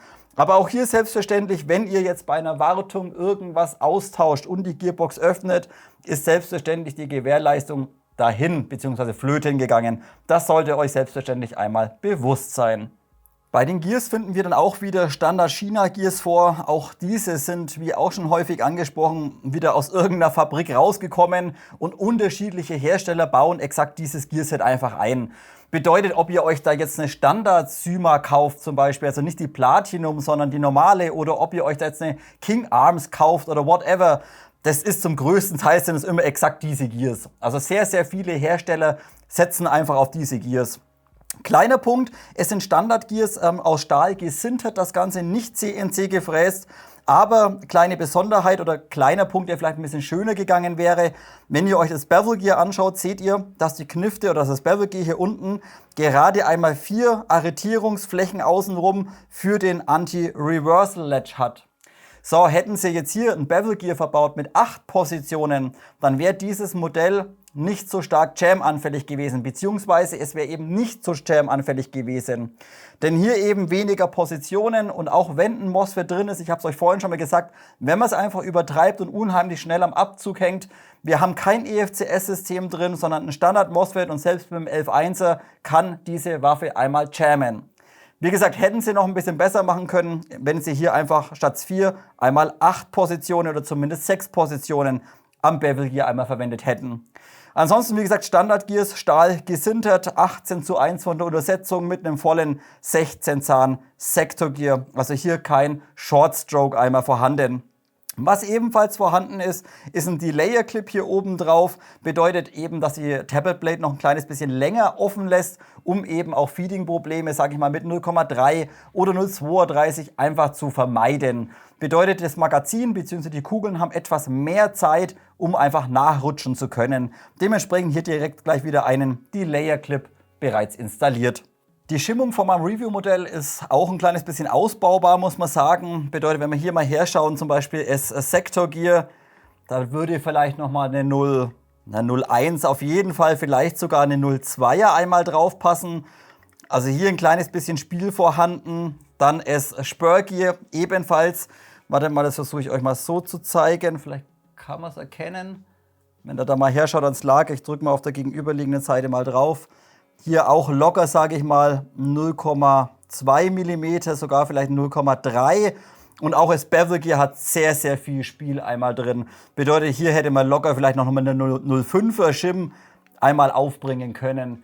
Und das habe ich euch aber die letzte Zeit auch schon häufiger erklärt. Das Bevel Gear wird über das Kegelrad oder über den Winkel so oder so einmal nach außen gedrückt. Also ob das jetzt perfekt geschimmt ist jetzt nicht ganz so relevant, sage ich jetzt einfach mal. Aber ihr habt es gerade auch schon gesehen, wenn man das Spur Gear einmal hochdrückt, dann drückt man das Bevel und das Sektor ebenfalls einmal mit nach oben. Bedeutet, hier von der Schimmung haben wir auch schon ein kleines bisschen was Besseres gesehen. Wirklich kritisieren würde ich es heute aber nicht, denn wie ihr es vorhin vielleicht auch schon wahrgenommen habt oder rausgehört habt, die Knifte hört sich out of the box wirklich anständig an. Bedeutet, so dieses extrem helle Kreischen von nicht passenden Gears hat man hier nicht wirklich. Dennoch, wie gesagt, man kann es out of the box nicht wirklich kritisieren. Wie gesagt, es funktioniert tadellos. Wer wieder die letzte Perfektion sucht, kann natürlich auch dieses Gearset problemlos einmal sauber nachschimmen oder sauber einschimmen. Machen wir anschließend weiter mit dem Thema Elektronik und Motor, denn sowas haben wir leider die letzten Jahre schon lange nicht mehr gesehen und da werde ich auch im Fazit nochmal im Detail darauf eingehen. So, wenn ihr jetzt mal hierher schaut, ich habe es bereits eingebaut, in diesem Modell ist eine relativ oder stark veraltete handelsübliche Switch Assembly V2 einmal drin verbaut und das Ganze wird letztendlich nur mit so einem kleinen Perun Micro MOSFET hinten einmal angesteuert. Bedeutet zunächst mal im Vergleich zu wirklich ganz, ganz billigen Kniften der kleine Vorteil eben, dass man einen Standard MOSFET hinten dran hat. Bedeutet, man kann problemlos 11,1 Volt nutzen, ohne dass uns die Kontaktflächen hier vorne schnell irgendwie verschleißen oder kaputt gehen. Bedeutet, das ist schon mal in Ordnung. Aber auf alle anderen Features von modernen Kniften muss man hier leider verzichten. Bedeutet, es ist keine ETU bzw. kein EFCS-System drin verbaut, was irgendwie eine Zyklenüberwachung hat, was eine Akkuüberwachung hat, eine Akkuabschaltung, Mikrotaster, Pipapo, ist hier komplett einmal Fehlanzeige. Suchen wir vergebens. Das ist ein kleines bisschen schade und hier denke ich einfach, da würde ein bisschen versucht, den Preis einfach ein bisschen zu drücken oder einfach ein bisschen den Preis tiefer zu halten. Denn wie vielleicht vorhin auch schon angesprochen, der gesamte Receiver, der Upper, der Lower, komplett CNC gefräst. Das Ding kostet Schweinegeld. Und da hat man jetzt letztendlich aber bei der Elektronik Geld eingespart und hat hier leider kein EFCS drin verbaut. Was ich euch dann auch schon vorhin vielleicht gezeigt habe oder im Anschluss kurz reinschneide, auch ist es möglich, aufgrund des Bevel Gears, der Standard Switch Assembly und dem MOSFET ist es auch möglich, wenn man sehr, sehr schnell triggert, dass euch die Knifte einmal jammt. Wie gesagt, ich zeige es euch später oder ich schneide es noch irgendwo einmal mit rein. Das finde ich heute ein kleines bisschen schade. Aber sind wir mal ehrlich, hätten sie jetzt hier ein EFCS reingebaut, was ist jetzt relativ wurscht, dann wäre das Modell definitiv weit über 550 oder vielleicht sogar an die 600 Euro einmal rangekratzt. Bedeutet, das hätte zunächst einmal den Käufer, der die Waffe in dem Shop sieht, erstmal abgeschreckt, da sie einfach brutal teuer gewesen wäre. Soll aber auch bedeuten, man kann die Waffe out of the box mit diesem Standardsystem mit 11,1 Volt problemlos nutzen. Sie läuft und performt sehr gut, muss man sagen. Aber ihr könnt einfach nicht so schnell triggern, wie man es vielleicht von einem EFCS-System einmal gewohnt ist. Also hier einfach für euch die Information, wenn ihr normal spielt und nicht eben, sage ich jetzt mal, pro Sekunde hier 10 Mal am Trigger zieht, dann läuft das System problemlos. Wollt ihr sehr, sehr schnell triggern, dann würde ich euch empfehlen, ein EFCS-System einmal nachrüsten zu lassen. Ich habe jetzt heute bereits schon mit dem Bernd vom Software Store geschrieben. Ich gehe mal davon aus, Sie werden noch eine Option hinzufügen im Shop, dass ihr euch direkt bei Lieferung zum Beispiel ein Gate Aster direkt gleich einbauen lassen könnt. Und dann bleibt natürlich auch die Gewährleistung für euch einmal erhalten. Natürlich, die Knifte wird dann, sage ich mal, locker vielleicht mit Einbau, lass mal 100 Euro sein, nochmal 100 Euro teurer werden. Aber aufgrund der Qualität vom Receiver und einem Gate Aster dann drin, wäre auch das vom Preis wiederum gerechtfertigt. Wie gesagt, werden wir später nochmal im Fazit im Detail kurz darauf eingehen. Also hier eben von der Elektronik leider doch ein bisschen veraltet, doch ein bisschen in die Jahre gekommen. Stinknormales Switch Assembly drin mit dem Cut-Off-Lever und eben das Ganze mit dem handelsüblichen MOSFET einmal kombiniert. Also hier kein EFCS bzw. keine ETU drin verbaut. Und auch vom Motor dürft ihr natürlich nicht zu viel erwarten. Hier ist auch leider ein Standardmotor drin verbaut, also kein irgendwie super High Torque mit Neodym-Magneten oder sowas, sondern es ist letztendlich ein stinknormaler Ferritmotor, kann man eigentlich sagen. Also hier, mir liegen keine Werte vor, aber keine Neodym-Magneten. Ihr seht auch, wenn ich den Motor die Welle anschuck innen drin, der dreht sogar noch weiter. Bedeutet, selbst wenn ich einen Turm festhalte, könnt ihr sehen, der spinnt sogar einmal weiter. Bedeutet, das ist natürlich mit Neodym-Magnetenmotoren nicht möglich. Ihr habt jetzt ebenfalls noch eine Möglichkeit, wenn ihr einfach schneller triggern wollt und die Jam-Anfälligkeit etwas reduzieren wollt, dann wäre es ebenfalls möglich, anstelle, sage ich jetzt mal, einem 80 oder 100 Euro teuren EFCS-System, wäre es ebenfalls möglich, einen High-Torque-Motor zu verbauen. Hier muss man allerdings wieder darauf achten, dass man mit den Strömen nicht so hoch kommt.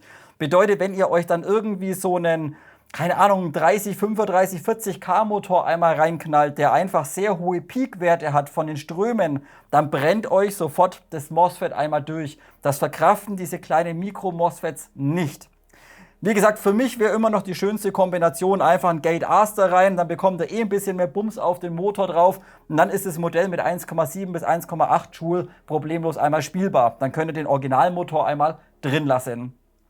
Ich habe für euch dementsprechend auch die Ströme, die Zyklenzeiten einmal rausgelesen, denn ich wollte natürlich auch entsprechend gucken, wie verhält sich denn jetzt das System mit dem 11.1er? Kann es eventuell Probleme mit diesem kleinen MOSFET einmal geben? Hier kann ich euch beruhigen, nein, das ist nicht der Fall. Bedeutet, wir liegen hier gerade einmal bei einem Peak vom Strom her bei 52 Ampere und bei einem Zyklus von 28 Ampere. Also die Ströme sind vollkommen in Ordnung und es steckt dieses kleine Perun-MOSFET problemlos einmal weg. Der Verbrauch ist dann im Durchschnitt pro Schusszyklus 0,44 Milliampere-Stunden und der Zyklus entsprechend natürlich kein sonderlich starker Motor, Standard Switch Assembly drin. Da liegen wir out of the box bei einer Zyklenzeit von 67 Millisekunden pro Schusszyklus. Und das mit einem 11,1 Volt Akku. Wie gesagt, wenn man sich dann noch ein Gate Titan oder ein Aster einbauen lässt vom Software Store, dann kommt man auch hier weiter runter, da natürlich der Widerstand auf die ganze Elektronik deutlich reduziert wird. Dann liegt er vielleicht bei 55 bis maximal 60 Millisekunden. Also auch das reißt nochmal ein kleines bisschen was raus. Dann kommen wir einmal zum Piston-Set. Dieses ist brauchbar, würde ich sagen. Der Piston ist sogar sehr gut. Es ist ein PA-Piston, also Polyamid-Piston, faserverstärkt das Ganze und er ist tadellos, da können wir gar nicht schimpfen. Auch im unteren Bereich einmal komplett Stahlzähne drauf und hier eben 15 an der Zahl. Bedeutet auch hier, wenn ihr nochmal den AOE irgendwie korrigieren wollt über ein großes Sorbo oder mit einem größeren Pistonhead oder was auch immer, ihr habt mit dem Original-Piston absolut keine Probleme. Wie gesagt, der vorletzte Zahn hier hinten, der fehlt einmal vollständig und dementsprechend ist es hier auch möglich, eben den AOE nochmal zu korrigieren, wenn ihr unbedingt wollt. Ist definitiv kein Must-Do. Also Piston ist super, läuft auch schön frei in der Gearbox-Shell, hakt nicht, kratzt nicht oder sowas. Dementsprechend Piston hervorragend. Und auch der Piston-Head ist an sich schon mal nicht verkehrt. Es ist ein Aluminium-Piston-Head mit Ventilation, mit einem O-Ring und im inneren Bereich ein Axiallager. So, auch das wäre zunächst einmal wirklich sehr gut.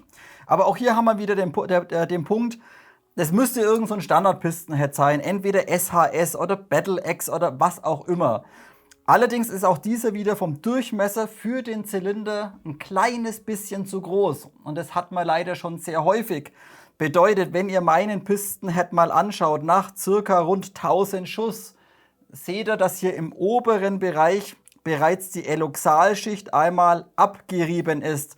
Bedeutet, der gesamte Pistonhead reibt leider ein kleines bisschen im Edelstahlzylinder oben drin. So, und das ist an sich kein großes Problem, solange ordentlich Fett einmal drin ist. Gut, die Eloxalschicht, die reibt sich halt ab, ist halt so. Gravierend wird es aber dann, wenn die Schmierung irgendwann mal versagt oder eben abgerieben ist und es fängt an, dass das Aluminium rau wird. Denn dann wird es euch auf Dauer, das Aluminium runterscheuern, den Zylinder innen drin wird es aufscheuern und dann habt ihr irgendwann mal Späne in eurem System drin. Also so kleine Metallflakes quasi oder halt Abrieb. Dementsprechend, wie gesagt, solange die Schmierung in Ordnung ist, würde ich nichts dran machen. Aber wenn ihr mal nach 20, 25, vielleicht 30.000 Schuss mal eine Wartung macht, dann kontrolliert doch einfach mal, in welchem Zustand euer Pistonhead ist. Wollt ihr das Ganze sehr einfach kontrollieren, dann könnt ihr auch einfach Upper und Lower Receiver einmal auseinanderziehen, also voneinander trennen. Dann nimmt ihr so ein Wattebäuschen oder so ein Oropax-Ding da, steckt dieses einmal durch die Nozzle durch, dreht ein kleines bisschen, zieht es wieder raus und kontrolliert einfach, ob an der Watte vorne irgendwie Aluminiumspäne oder irgendwelche Metallbröselchen einmal dranhängen. Wenn das Ganze sauber ist, dann müsst ihr das System auch nicht öffnen. Seht ihr aber hier bereits einmal Abrieb dann an diesem Oropax oder an diesem Ohrputzstäbchen da dran, dann würde ich die Gearbox mal aufmachen und eben Zylinder und auch den Pistonhead einmal kontrollieren. Wie gesagt, die Abdichtung ist super, aber leider vom Durchmesser minimals ein ganz kleines bisschen zu groß, der Pistonhead. Den Zylinder habt ihr dann gerade schon gesehen. Es ist ein kompletter Edelstahlzylinder drin verbaut, Typ C. Bedeutet natürlich für die Lauflänge von, was haben wir da drin, 265, 603 locker ausreichend. Typ C mit Volumenreduzierung einmal hinten drin. Und dementsprechend wäre es natürlich auch möglich, sage ich mal, mit einem 13-Zahn-Shorts-Jog oder so zu fahren. Langt also vom Volumen locker aus.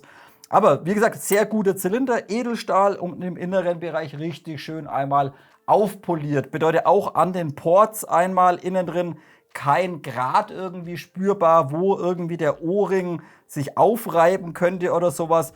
sondern das ist von der Qualität wirklich klasse. Also schön aufpoliert, schön sauber innen drin. Hier kann man nicht schimpfen. So, wo wir ebenfalls nicht schimpfen können, ist der Zylinderhead. Den habt ihr vorhin schon mal ganz kurz gesehen. Das ist ein Aluminium-Zylinderhead. Dieser hat 2 Ohrringe und im hinteren Bereich eben ein relativ hartes Sorbopad einmal.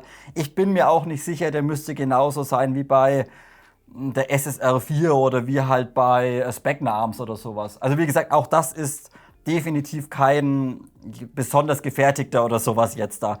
Aber wie gesagt, der ist in Ordnung, sitzt jetzt zwar im Zylinder nicht ganz so press drin wie der ein oder andere. Bedeutet, auch hier haben wir ein kleines bisschen Luft, wenn ihr das sehen könnt. Also andere sitzen hier ein kleines bisschen presser drin. Aber aufgrund der 2 Ohrringe dichtet das Ding trotzdem sehr gut ab. Also hier würde ich nichts schimpfen. Wie gesagt, es ist nicht ganz so press. Da er aber in der Gearbox natürlich sauber und zentriert gehalten wird, ebenfalls der Zylinder sauber gehalten wird, entweicht euch hier kein Druck. Und wenn ihr auf Nummer sicher gehen wollt, könnt ihr auch entweder hier außenrum eine Lage Teflonband ziehen oder unter die Ohrringe, damit ihr noch ein bisschen Presser drin sitzt. Ist aber meiner Meinung nach nicht zwingend einmal nötig. Und dann, wie vorhin schon angesprochen, wenn ihr jetzt, sage ich mal, die Gearbox noch ein bisschen schonen wollt bei mehr Energie und auch nur, wenn ihr natürlich auf die Gewährleistung pfeift, dann wäre es auch hier eben möglich, das Modell, sage ich jetzt mal, bis maximal 1,9 zu betreiben. Dann würde ich aber eben einen Zylinderhead verbauen mit so einem extra Gummipad vorne nochmal eingearbeitet. Entweder ein Gummipad oder ein Ohrring vorne drin. Irgendwas halt mit Langloch, dass ihr einfach die Energie von hinten, die aufschlägt, einfach ein bisschen schöner wegpuffern könnt oder damit sich das Ganze einfach schöner ins Material einmal überträgt. Wie gesagt, bei dem jetzt hier bis 1,617 sehe ich da gar kein Problem. Das Sorbopad ist in Ordnung, ist aber dennoch ein kleines bisschen, ja, ein bisschen hart gewählt. Da können wir aber definitiv nicht schimpfen, den kann man auch problemlos einmal so verbaut lassen. So, und jetzt kommen wir wieder zum Punkt und das ist 1:1 identisch eben zur Norwich SSR4 und dementsprechend bin ich mir auch gar nicht so sicher, ob das Zeug nicht aus der gleichen Fabrik einmal kommt, denn wir haben das exakt selbe Problem, dass die Nozzle zwar von der Qualität erstmal einen sehr, sehr guten Eindruck macht. Das ist eine Aluminium-Nozzle, Länge sind 21,3 mm und im hinteren Bereich innen drin finden wir wieder ein O-Ring vor. So, aber wie gerade schon gesagt, selbes Problem wie bei der SSR4. Das hört sich super an, aber die Nozzle bzw. der O-Ring, der dichtet überhaupt nicht zu diesem Stutzen ab. Bedeutet, der ist vom Durchmesser einfach ein bisschen zu groß. Also auch wenn ihr die Nozzle da drüber stülpt, da dichtet kein O-Ring ab. Also es läuft direkt auf dem Alu. Und ihr könnt es auch schon sehen, hier kommt keine wirkliche Abdichtung zustande. Bedeutet, auch wenn wir mal in Schussposition fahren, hier vorne, wie gesagt, der O-Ring müsste hier deutlich enger einmal am Stutzen vom Zylinderhead anliegen. Das ist hier leider nicht der Fall. Ich habe für euch vorhin schon mal einen Test gemacht, habe eine andere Nozzle verbaut, die ein bisschen enger sitzt, mit auch 2 O-Ringe drin. Und dann steigt die Energie im Standardsystem bereits um 0,12 bis maximal 0,15 Joule an. Also auch hier verlieren wir leider ein kleines bisschen Luft um die Nozzle herum. So, und es ist aber jetzt nicht so, dass wir, wie soll ich sagen, dass irgendwie die Energie jetzt stark anfängt zu schwanken, hoch, runter oder sowas, sondern die Energie ist einfach konstant, aber wir verlieren einfach konstant einmal Volumen bzw. Energie. Wie gesagt, auch hier wieder, wenn ihr irgendwas machen wollt, ja, wäre möglich, wenn ihr eben keine Gewährleistung braucht oder keine haben wollt. Ansonsten könnt ihr die Nozzle problemlos drin lassen und auch irgendwann mal eine bessere nach, keine Ahnung, 30.000, 40.000 Schuss vielleicht mal eine verbauen. Je nachdem, was ihr mit dem Modell macht, je nachdem, wie ihr euch natürlich einmal auskennt.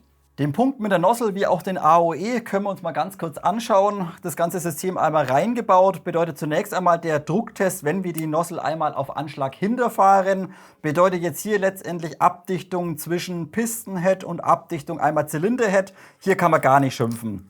Bedeutet, das System dichtet umgehend, sobald einmal der Druck von hinten kommt oder die Kompression kommt, dichtet das System einmal umgehend ab.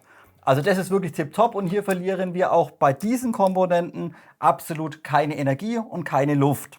Wenn wir aber, wie gerade schon angesprochen, das System jetzt mal in Schussposition einfach mal vorziehen, bedeutet die Nozzle einmal aufziehen und dann einmal in Schussposition einmal vorne halten, dann seht ihr jetzt hier erstmal, dass die Nozzle hier eben, wie gerade schon gesagt, sehr viel Spiel einmal hat. Und hier entsteht eben ein kleines bisschen Druckverlust. Bedeutet, wenn wir hier vorne jetzt einfach mal dicht machen und dann reindrücken, Dann merkt man ganz deutlich und man hört es auch, wie einmal die Luft um die Nozzle hinten einmal entweicht. Also wie gesagt, hier wäre eben eine kleine Optimierung, wäre eine etwas bessere Nozzle. So, und dann können wir uns ebenfalls noch ganz kurz den AOE mal anschauen, wie es hier ausschaut. Wir sind hier komplett einmal vorne mit dem Pisten, stehen also am Sorbo-Pad letztendlich vom Zylinder an. Wir drehen einmal unser Sektorgear vom Timing her. Kommt relativ früh die Tappet Plate aufgrund des Delayers. Wäre es vielleicht sogar möglich, den einmal umzudrehen. Bedeutet, hier fängt bereits einmal die Tappet aufzuspannen. Tappet Plate passt hervorragend. Wir stehen, minimals Luft haben wir noch, aber hier hinten geht es ein bisschen hoch. Bedeutet, wir stehen jetzt hier vollständig einmal sauber hinten an. Das passt soweit. Und jetzt da greifen wir hier mit dem AOE einmal in den Pisten rein. Und das passt out of the box schon wirklich gut, kann man sagen. Vielleicht minimals zurück könnte man noch, vielleicht noch mal ein Millimeterchen. Aber dann ist auch gut.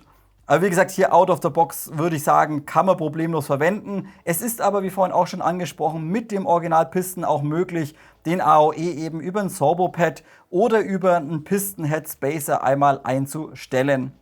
Schauen wir uns noch ganz kurz mal das Schließverhalten von der Tappet Plate an. Bedeutet, wir sind hier einmal am Catch. Bedeutet, hier fängt jetzt die Tappet an zu spannen. Dann kommt jetzt hier einmal der Delayer. Bedeutet, ihr seht, die Tappet Plate bleibt sehr, sehr lange einmal offen, bleibt immer noch offen, So und immer noch offen. So und ab hier fängt sie jetzt einmal an zu schließen. Bedeutet, ihr seht, der Delayer fährt jetzt einmal vorbei. Das Tappet Plate fährt einmal nach vorne und ist jetzt in dieser Stellung. Hier sind wir vorne. In dieser Stellung sind wir vorne schön bündig. Aber wir haben jetzt hier letztendlich nur noch circa 2 Zähne. Lass mal 3 Zähne sein, bis der Schuss letztendlich einmal bricht. Bedeutet, wenn man hier einfach zu schnell geht mit den Original Gears, dann könnte es sein, dass die Tappet Plate fast ein bisschen zu langsam einmal schließt und man dadurch vielleicht ein bisschen Energie verliert. Wäre aber auch kein Problem, das Ganze könnte man mit einer etwas stärkeren Tappet Plate Feder oder mit Überarbeitung des Delayers einmal ausgleichen vom Timing. Aber wie gesagt, out of the box, 11.1er ran, keine Probleme vom Timing oder sowas, das funktioniert. Also hier können wir definitiv nichts kritisieren.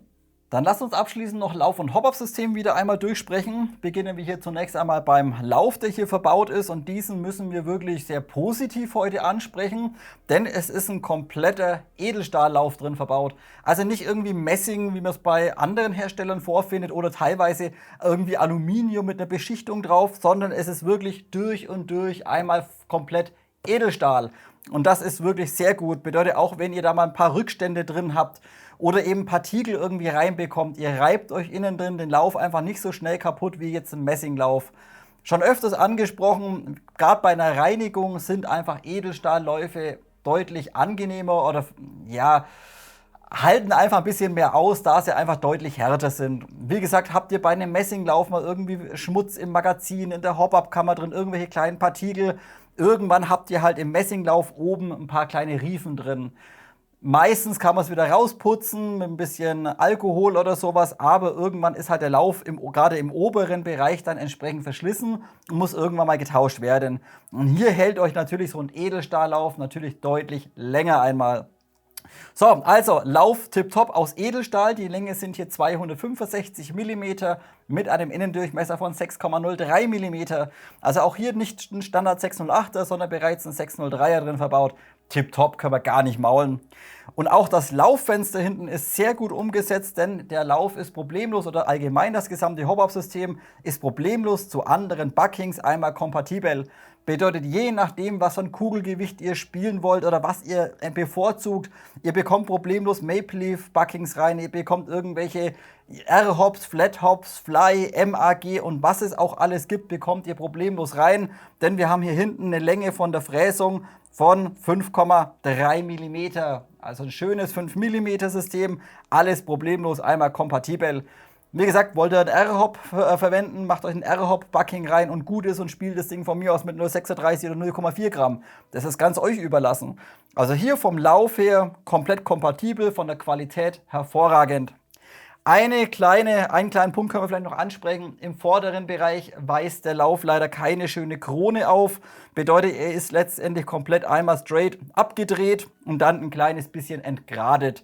Mehr ist es nicht. Also keine langgezogene Phase innen drin, damit die überschüssige Luft hinter der Kugel irgendwie entweichen kann außenrum, sondern einfach nur straight gecuttet. Aber wie gesagt, ob das wirklich was bringt, Mensch, das Ding schießt im Schusstest tipptopp auf 50 Meter. Also ob da jetzt von der eine schöne Krone drin ist, das ist immer alles so Theorie. Ob es in der Praxis wirklich was bringt, sei mal immer dahingestellt. Also Lauf, hervorragend würde ich sagen.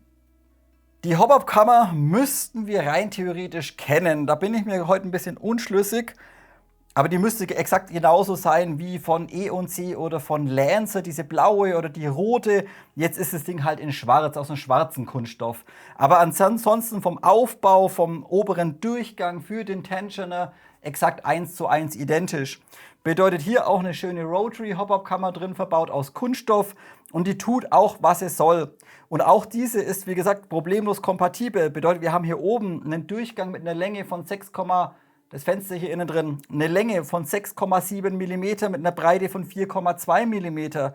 Bedeutet auch hier wäre es möglich, zum Beispiel 5 mm Tensioner problemlos zu verwenden. Aber auch das eben nur, wenn man schwere BBs unbedingt nutzen möchte. Hop-Up-Kammer, wie gesagt, können wir nicht maulen. Gut, Standard Kunststoff, aber sie funktioniert und wie vorhin schon gesehen, das Ganze läuft hier schön über einen, ist letztendlich im Rotary, bedeutet hier so ein schönes, großes Einstellrädchen. Habe ich euch vielleicht vorhin schon mal kurz angesprochen, das Rädchen könnte minimal ein bisschen straffer laufen. Das läuft hier in dem Modell ein kleines bisschen leichtgängig. Es hat sich aber in den ganzen 1000 Schuss nicht wirklich verstellt. Also ich musste jetzt nicht irgendwie nochmal jedes Mal nachkorrigieren und wieder nachkorrigieren, sondern das ist schon relativ konstant geblieben, muss man sagen. Also auch hier Thema Hop-Up-Kammer, wirklich tipptopp, kann man auch nicht schimpfen. Der eine Punkt ist jetzt einmal Bucking und Tensioner, denn hier haben wir natürlich ein Standardsystem drin. Beziehungsweise, was heißt Standard? Natürlich ist Bucking ein Standard-Bucking, bedeutet hinten 0815 Pornobalken hinten runter. Könnt ihr hier einmal sehen. Wie ihr aber im Schusstest gesehen habt, habe ich im Schusstest 0,3 Gramm BBs verwendet. Und das funktioniert heute wirklich gut, muss man sagen. Bedeutet kleiner Unterschied zu anderen Herstellern, ist hier gegebenenfalls einmal die Härte des Bucking. Denn hier ist ein relativ hartes Bucking bzw. ein relativ harter Gummi drin verbaut. Das müsste geschätzt vielleicht ein 70er sein. Und natürlich aufgrund der Härte oder aufgrund der Gummihärte ist es eben auch möglich, mehr Reibung einmal drauf zu bekommen. Man benötigt aber dennoch natürlich deutlich mehr Druck von oben wie bei anderen Systemen. Bedeutet, wer einfach 0,3 spielen möchte, kann es Original Bucking out of the box erstmal drin lassen. Und dann könnt ihr für euch immer noch entscheiden, ist es für euch in Ordnung, passt euch die Flugbahn, passt euch die Reichweite. Wenn ihr aber dann sagt, na, ich bräuchte vielleicht noch ein bisschen mehr Bremswirkung oder ich brauche ein bisschen mehr Hop, dann, wie gerade schon angesprochen, ihr könnt problemlos andere Standard-Buckings problemlos drin verwenden. Und das Ganze eben auch mit einem 5 mm langem Tensioner einmal kombinieren, damit ihr einfach weniger Druck braucht, um mehr Hop zu generieren oder einen stärkeren Magnus-Effekt. Also hier, wie gesagt, hartes Bucking und dementsprechend heute auch für 0,3 Gramm out of the box einmal geeignet. So, Tensioner ist ihr Standard, letztendlich auch so ein kleines Nub hier oben drin. Auch dieser ist im Vergleich zu anderen Herstellern ein kleines bisschen härter. Bedeutet, meist wird hier oben ein relativ weicher Gummi verwendet, denn die Hop-Up-Systeme sind im Regelfall für 0,2 oder 0,25 Gramm ausgelegt. Hier wird einfach ein etwas härterer Gummi verbaut, das müsste ungefähr ein 60er sein und dementsprechend bekommt ihr einfach mehr Rotation drauf oder ein bisschen mehr Druck einfach von oben. Wie gesagt, können wir nicht maulen. Es funktioniert out of the box. Brauchen wir nichts großartig optimieren. Wer unzufrieden ist, vielleicht ein anderes Bucking rein für, keine Ahnung, 10 Euro oder so. Aber wie gesagt, nur wenn ihr wirklich oder wenn es unbedingt sein muss. So Leute, dann sprechen wir eben mal noch ganz kurz über die Elektronik, wo ich genau diesen Clip reinschiebe im Review, keine Ahnung. Auf jeden Fall geht es um das Thema Jam-Anfälligkeit und Gearbox-Jams. Wie gesagt, ich weiß noch nicht, haben wir die Internals uns schon angeschaut oder nicht. Auf jeden Fall, diese Waffe hat keine ETU bzw. kein EFCS-System einmal verbaut. Hier ist also letztendlich nur so ein kleines Perun-Standard MOSFET hinten dran. Das MOSFET an sich hat zunächst einmal den Vorteil, dass ihr eben ganz normale ja, oder ganz normale 11.1er LiPos einmal verwenden könnt, ohne dass ihr die Switch Assembly innen drin kaputt macht. Wäre gar kein MOSFET dran, könntet ihr nicht mehr 11.1 verwenden. Also das ist schon mal in Ordnung. Allerdings wird natürlich der Zyklus hier nicht überwacht. Bedeutet, sobald ihr den Trigger loslasst oder den Abzug loslasst, wird die Stromverbindung zum Motor umgehend einmal unterbrochen. Und da ist es eben dem System auch egal, ob jetzt der Piston halb gespannt ist, ganz hinten gespannt ist. Je nachdem, an welcher Position er ist, der Strom wird einfach gecuttet, das System bleibt sofort einmal stehen. Bei einem EFCS-System drückt ihr einmal den Abzug und das System oder der Motor dreht eben so lang, bis wirklich der Schusszyklus vollständig einmal abgeschlossen ist. Und das hat jetzt leider dieses Modell nicht drin verbaut. So, mit einem 11,1 Volt LiPo-Akku ist das Ganze aber nicht unbedingt gravierend, denn ihr könnt auch bei diesem Modell relativ schnell triggern, ohne Probleme mit einem Jam zu bekommen. Wie gesagt, nur wirklich mit dem 11.1er. Und das möchte ich euch jetzt einfach mal demonstrieren in einem unterschiedlichen Zustand vom System. So, 11.1er Akku hängt einmal dran. Da könnt ihr so einen Standard-Akku nehmen, einfach 1450 zum Beispiel. So, wie gesagt, ihr könnt das System problemlos relativ zügig triggern.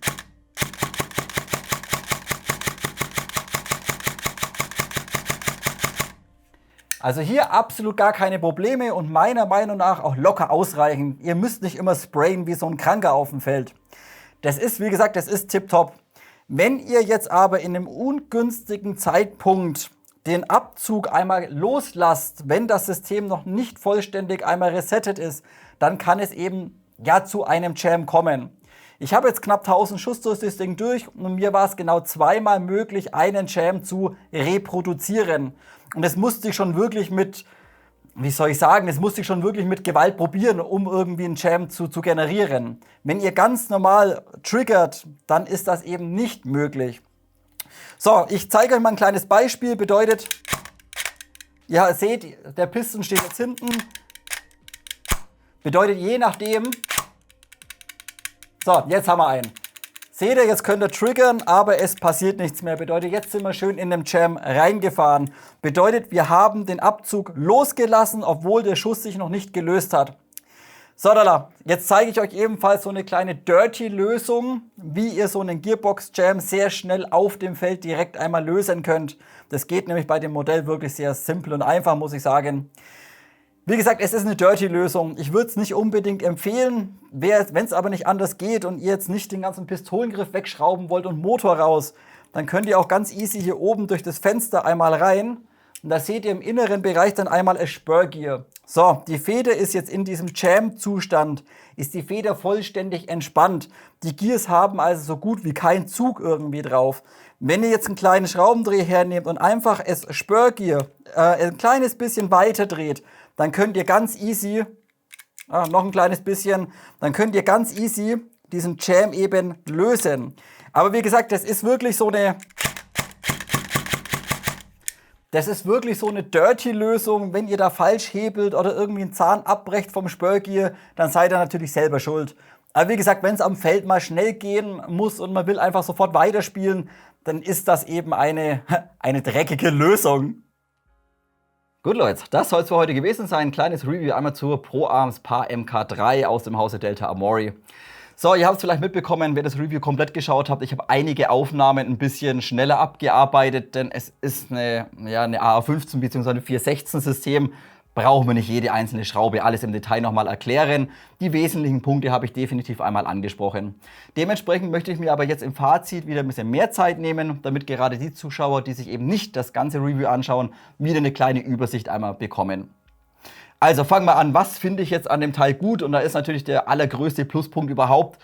Das Modell besitzt einen komplett CNC gefrästen Receiver. Habe ich, glaube ich, jetzt 3 oder 4 Mal angesprochen in dem Review und euch auch gezeigt. Qualitativ wirklich die Creme de la Creme. Besser wie eine VFC, besser wie eine G&G, besser wie eigentlich alles andere. Also hier die Qualität von dem Receiver ist einfach hervorragend. Und wie gesagt, wenn ihr mal vergleicht, ein RetroArms CNC Receiver aus der Fräse raus, aus einem Block gefräst, kostet euch 320 €.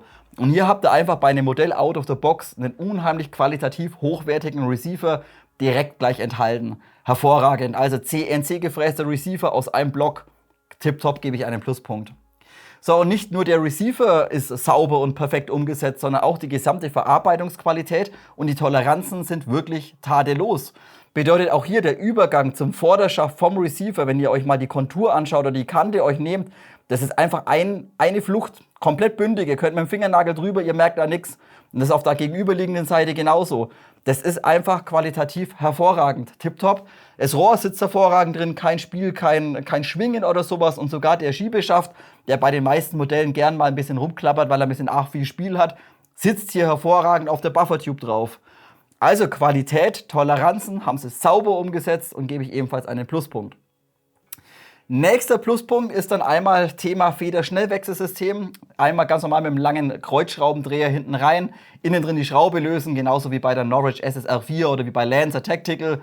Buffertube abziehen und dann kommt ihr direkt hinten an den Spring Guide ran. Und dementsprechend auch dieses Modell flexibel einsetzbar. Ihr könnt sie drosseln auf 1 Joule, ihr könnt sie auch mit maximal vielleicht 1,7 spielen.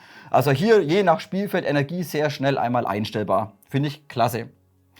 Der nächste Pluspunkt sind die Markings. So, hier eben nicht wie damals bei der PAR MK3 von ICS einfach nur irgendwie Pro-Arms einmal drauf gelasert irgendwie in weiß, sondern hier CNC-Receiver und dann ins Aluminium die gesamten Markings richtig schön fein einmal eingraviert bzw. eingeprägt.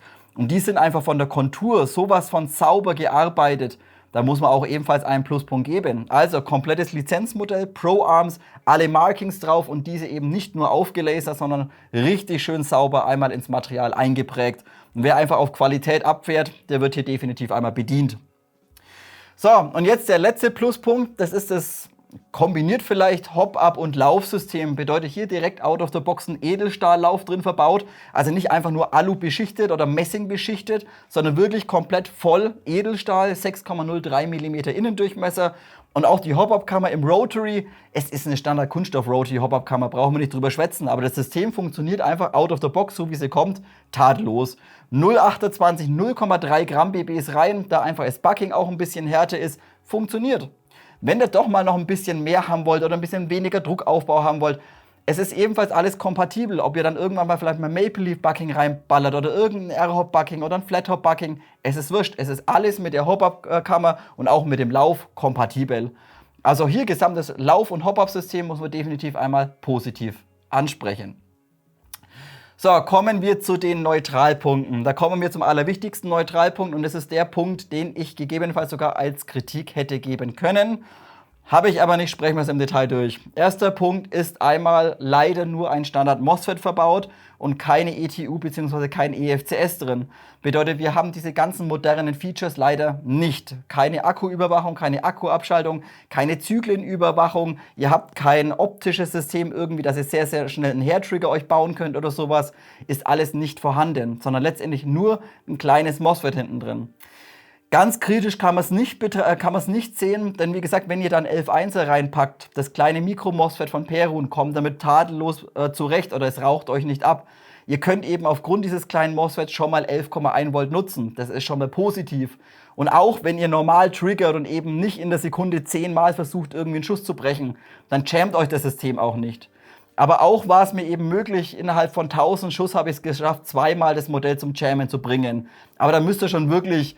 Das müsst ihr provozieren. Anders ist es nicht möglich, das Modell zu jammen. Also hier ein Neutralpunkt. Und dasselbe habe ich euch auch beim Lieferumfang angesprochen, beziehungsweise bei den technischen Daten. Ich gehe einfach davon aus, daher einfach der Receiver und die Externals vermutlich sehr, sehr viel Geld kosten, würde hier beim EFCS ein bisschen gespart, damit das Modell halt nicht irgendwann mal 600 € kostet. Wie gesagt, man kann es ja out of the box problemlos betreiben, 11.1er rein Spaß haben. Wer einfach das Modell noch ein bisschen aufwerten möchte, kann sich bestimmt auch vom Software Store irgendwie ein Gate Aster oder sowas direkt einmal einbauen lassen. Wie gesagt, ist natürlich alles kompatibel und ebenfalls möglich. So, nächster kleiner Neutralpunkt sind eben die Features, wie gerade schon angesprochen, eben keine Akkuüberwachung, dementsprechend halt aufpassen, wenn ihr es Standard spielt ohne EFCS, Akku nicht komplett leer ziehen, sondern vielleicht halt mal Mittagspause, wenn es eine gibt, vielleicht mal tauschen zur Sicherheit oder versuchen hinten nochmal so einen Lipo-Checker mit zu installieren, wenn dann reinbekommt, ganz so viel Platz ist da auch nicht drin, dann eben kein Bolt Catch irgendwie mit Funktion, sondern zum Hop-Up einstellen, müsst ihr einen Spannhebel hinten halten. Da hat jede günstige Kniff, der hat heutzutage einen Bolt Catch mit Funktion. das Modell leider nicht. Und natürlich nur für Rechtsschützen letztendlich ausgelegt und nicht beidseitig nutzbar. Also auch hier im Vergleich zu anderen Modellen und auch günstigeren Modellen ein paar kleine Features, die leider ein kleines bisschen fehlen. So, und der letzte Pluspunkt sind einmal die Internals, die sind zunächst mal mehr als brauchbar. Wie gesagt, es ist alles in Ordnung, ihr könnt das Modell so zocken. Ganz perfekt sind sie aber auch wieder nicht und da komme ich wieder auf den Punkt Norwich SSR 4. Ich gehe einfach davon aus, dass die Teile 1:1 identisch sind, vielleicht sogar gleiche Fabrik. Denn auch hier wieder das kleine Problem, die Nozzle, die hat zwar einen O-Ring, der O-Ring ist aber zu groß und dichtet entsprechend nicht auf dem Zylinderhead ab. Dementsprechend die Energieabgabe Standard ist konstant out of the box, können wir nicht kritisieren, aber mit einer besseren Nozzle steigt die Energie, Originalfeder, Originalsystem, aber die Energie steigt um 0,12 bis 0,15 Joule an, nur durch Tausch der Nozzle. Also wenn ihr irgendwann mal eine Wartung macht, vielleicht mal nach, keine Ahnung, 20.000, 30.000 Schuss, könnt ihr immer noch sagen, gut, ich mache mal eine Nozzle von 5er rein oder sowas, um einfach das Modell noch effektiver nutzen zu können. So, und der letzte Punkt ist auch der Pistonhead. Das müsste ein Battle Axe und ein SHS Pistonhead sein. Der ist auch aus Aluminium gefertigt, der dichtet sauber ab, gibt es auch keine Probleme. Aber nach knapp 1000 Schuss jetzt habe ich euch gezeigt, im oberen Bereich ist bereits ein bisschen die Eloxalschicht einmal abgeschliffen. Bedeutet, der Pistonhead hat nur einen O-Ring zum Abdichten, keinen Führungs-O-Ring, also keine 2 O-Ringe. Und dadurch schleift er ein kleines bisschen im Zylinder innen drin. Und das ist jetzt auch kein Problem, das Ding ist out of the box perfekt geschmiert. Sollte aber jetzt, wie gesagt, nach 20.000, 30.000 Schuss vielleicht mal die Schmierung oder der Schmierfilm abreißen und das Alu reibt innen drin dann später am Edelstahlzylinder, dann kann es passieren, dass sich der Pistonhead über die Dauer gesehen ein bisschen abreibt und dadurch auch den Zylinder einmal beschädigt.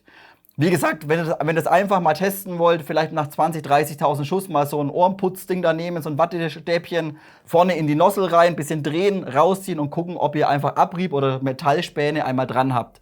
Seht ihr da nichts dran, müsst ihr das Ding auch nicht aufmachen. Seht ihr dann schon, dass da irgendwie solche Flakes dran hängen oder so ein bisschen Metallkrümelchen, dann aufmachen und einmal Pistonhead und Zylinder einmal kontrollieren.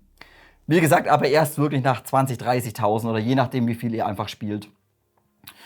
So Leute, das soll schon gewesen sein. Kritikpunkt habe ich keinen. Und jetzt werdet ihr euch bestimmt denken, ja, aber wie sieht es denn mit dem Preis-Leistungs-Verhältnis aus? Ich meine, das Ding kostet Schweinegeld. So, dazu habe ich mir auch ein paar Gedanken gemacht. Das Modell kostet aktuell beim Software Store 470 €. Es gibt jetzt mehrere Modelle, die man damit vergleichen könnte. Im besten Fall wäre eine Specna Arms zum Vergleich würde ich mal ranziehen. Eine Specna Arms Edge 2, da hätte man zumal den Vorteil, dass bereits ein Gate Aster out of the box drin verbaut ist bei einer Specna Arms. Von der Internals würde ich es fast als gleich ansehen, aber die PAR MK3 oder die Delta Amori hat eben den großen Vorteil, dass er einfach von den Externals, von dem Receiver einfach nur hervorragend ist und dementsprechend der Specna deutlich überlegen ist. Gerade von, wie gesagt, Qualität Externals, Passgenauigkeit, tipptopp. Also hier ist es schon mal besser. Jetzt müsst natürlich ihr entscheiden, wollt ihr einfach eine bessere Qualität haben, dann kauft euch eine PAR MK3, wenn sie euch gefällt und macht vielleicht noch ein Gate Aster rein. Dann habt ihr einfach ein unheimlich hochwertiges Modell. So, und dann kommt eben nochmal der nächste Punkt. Jetzt zahlt ihr für das Modell 470 €, ballert von mir aus nochmal ein Gate Aster rein. Was kostet es vielleicht mit Einbau? 90 € oder sowas, oder lass mal 100 € sein, dann zahlt ihr 570 € für das Modell. Habt aber einen kompletten CNC-Receiver und einen Edelstahllauf 603er. Habt ihr mal gesehen, was aktuell eine VFC HK416D kostet? Die kosten aktuell 600 €. Und da habt ihr keinen CNC-Receiver. Da habt ihr kein geiles Federschnellwechselsystem drin. Also auch hier muss man wieder abwägen. Aktuelle Wirtschaftslage natürlich, Lizenzmodell, alles schön und gut. Aber meiner Meinung nach ist der Preis, auch wenn es im Vergleich zu anderen Modellen natürlich deutlich mehr ist und kein EFCS drin verbaut ist, denke ich dennoch, dass diese 470 € aufgrund der Verarbeitungsqualität und des CNC-Receivers gerechtfertigt sind. Wie gesagt, will man was Hochwertiges haben, dann kostet es einfach Geld. Man bekommt halt nicht für 300 € das Beste vom Besten. Wie gesagt, wer das Geld hat, EFCS rein, fertig, Spaß haben, Qualität, hervorragend. Gut Leute, das soll es gewesen sein. Habe ich jetzt noch irgendwas vergessen? Habt ihr noch weitere Fragen oder wollt ihr halt irgendwas ergänzen? Wie immer, Kommentarfeld einmal unten nutzen. Hat euch dieses Video gefallen? Einmal Like, Abo und vielleicht eine Mitgliedschaft auf Patreon dalassen. Wir sehen uns nächste Woche zum nächsten Video. Bis dahin, haut rein.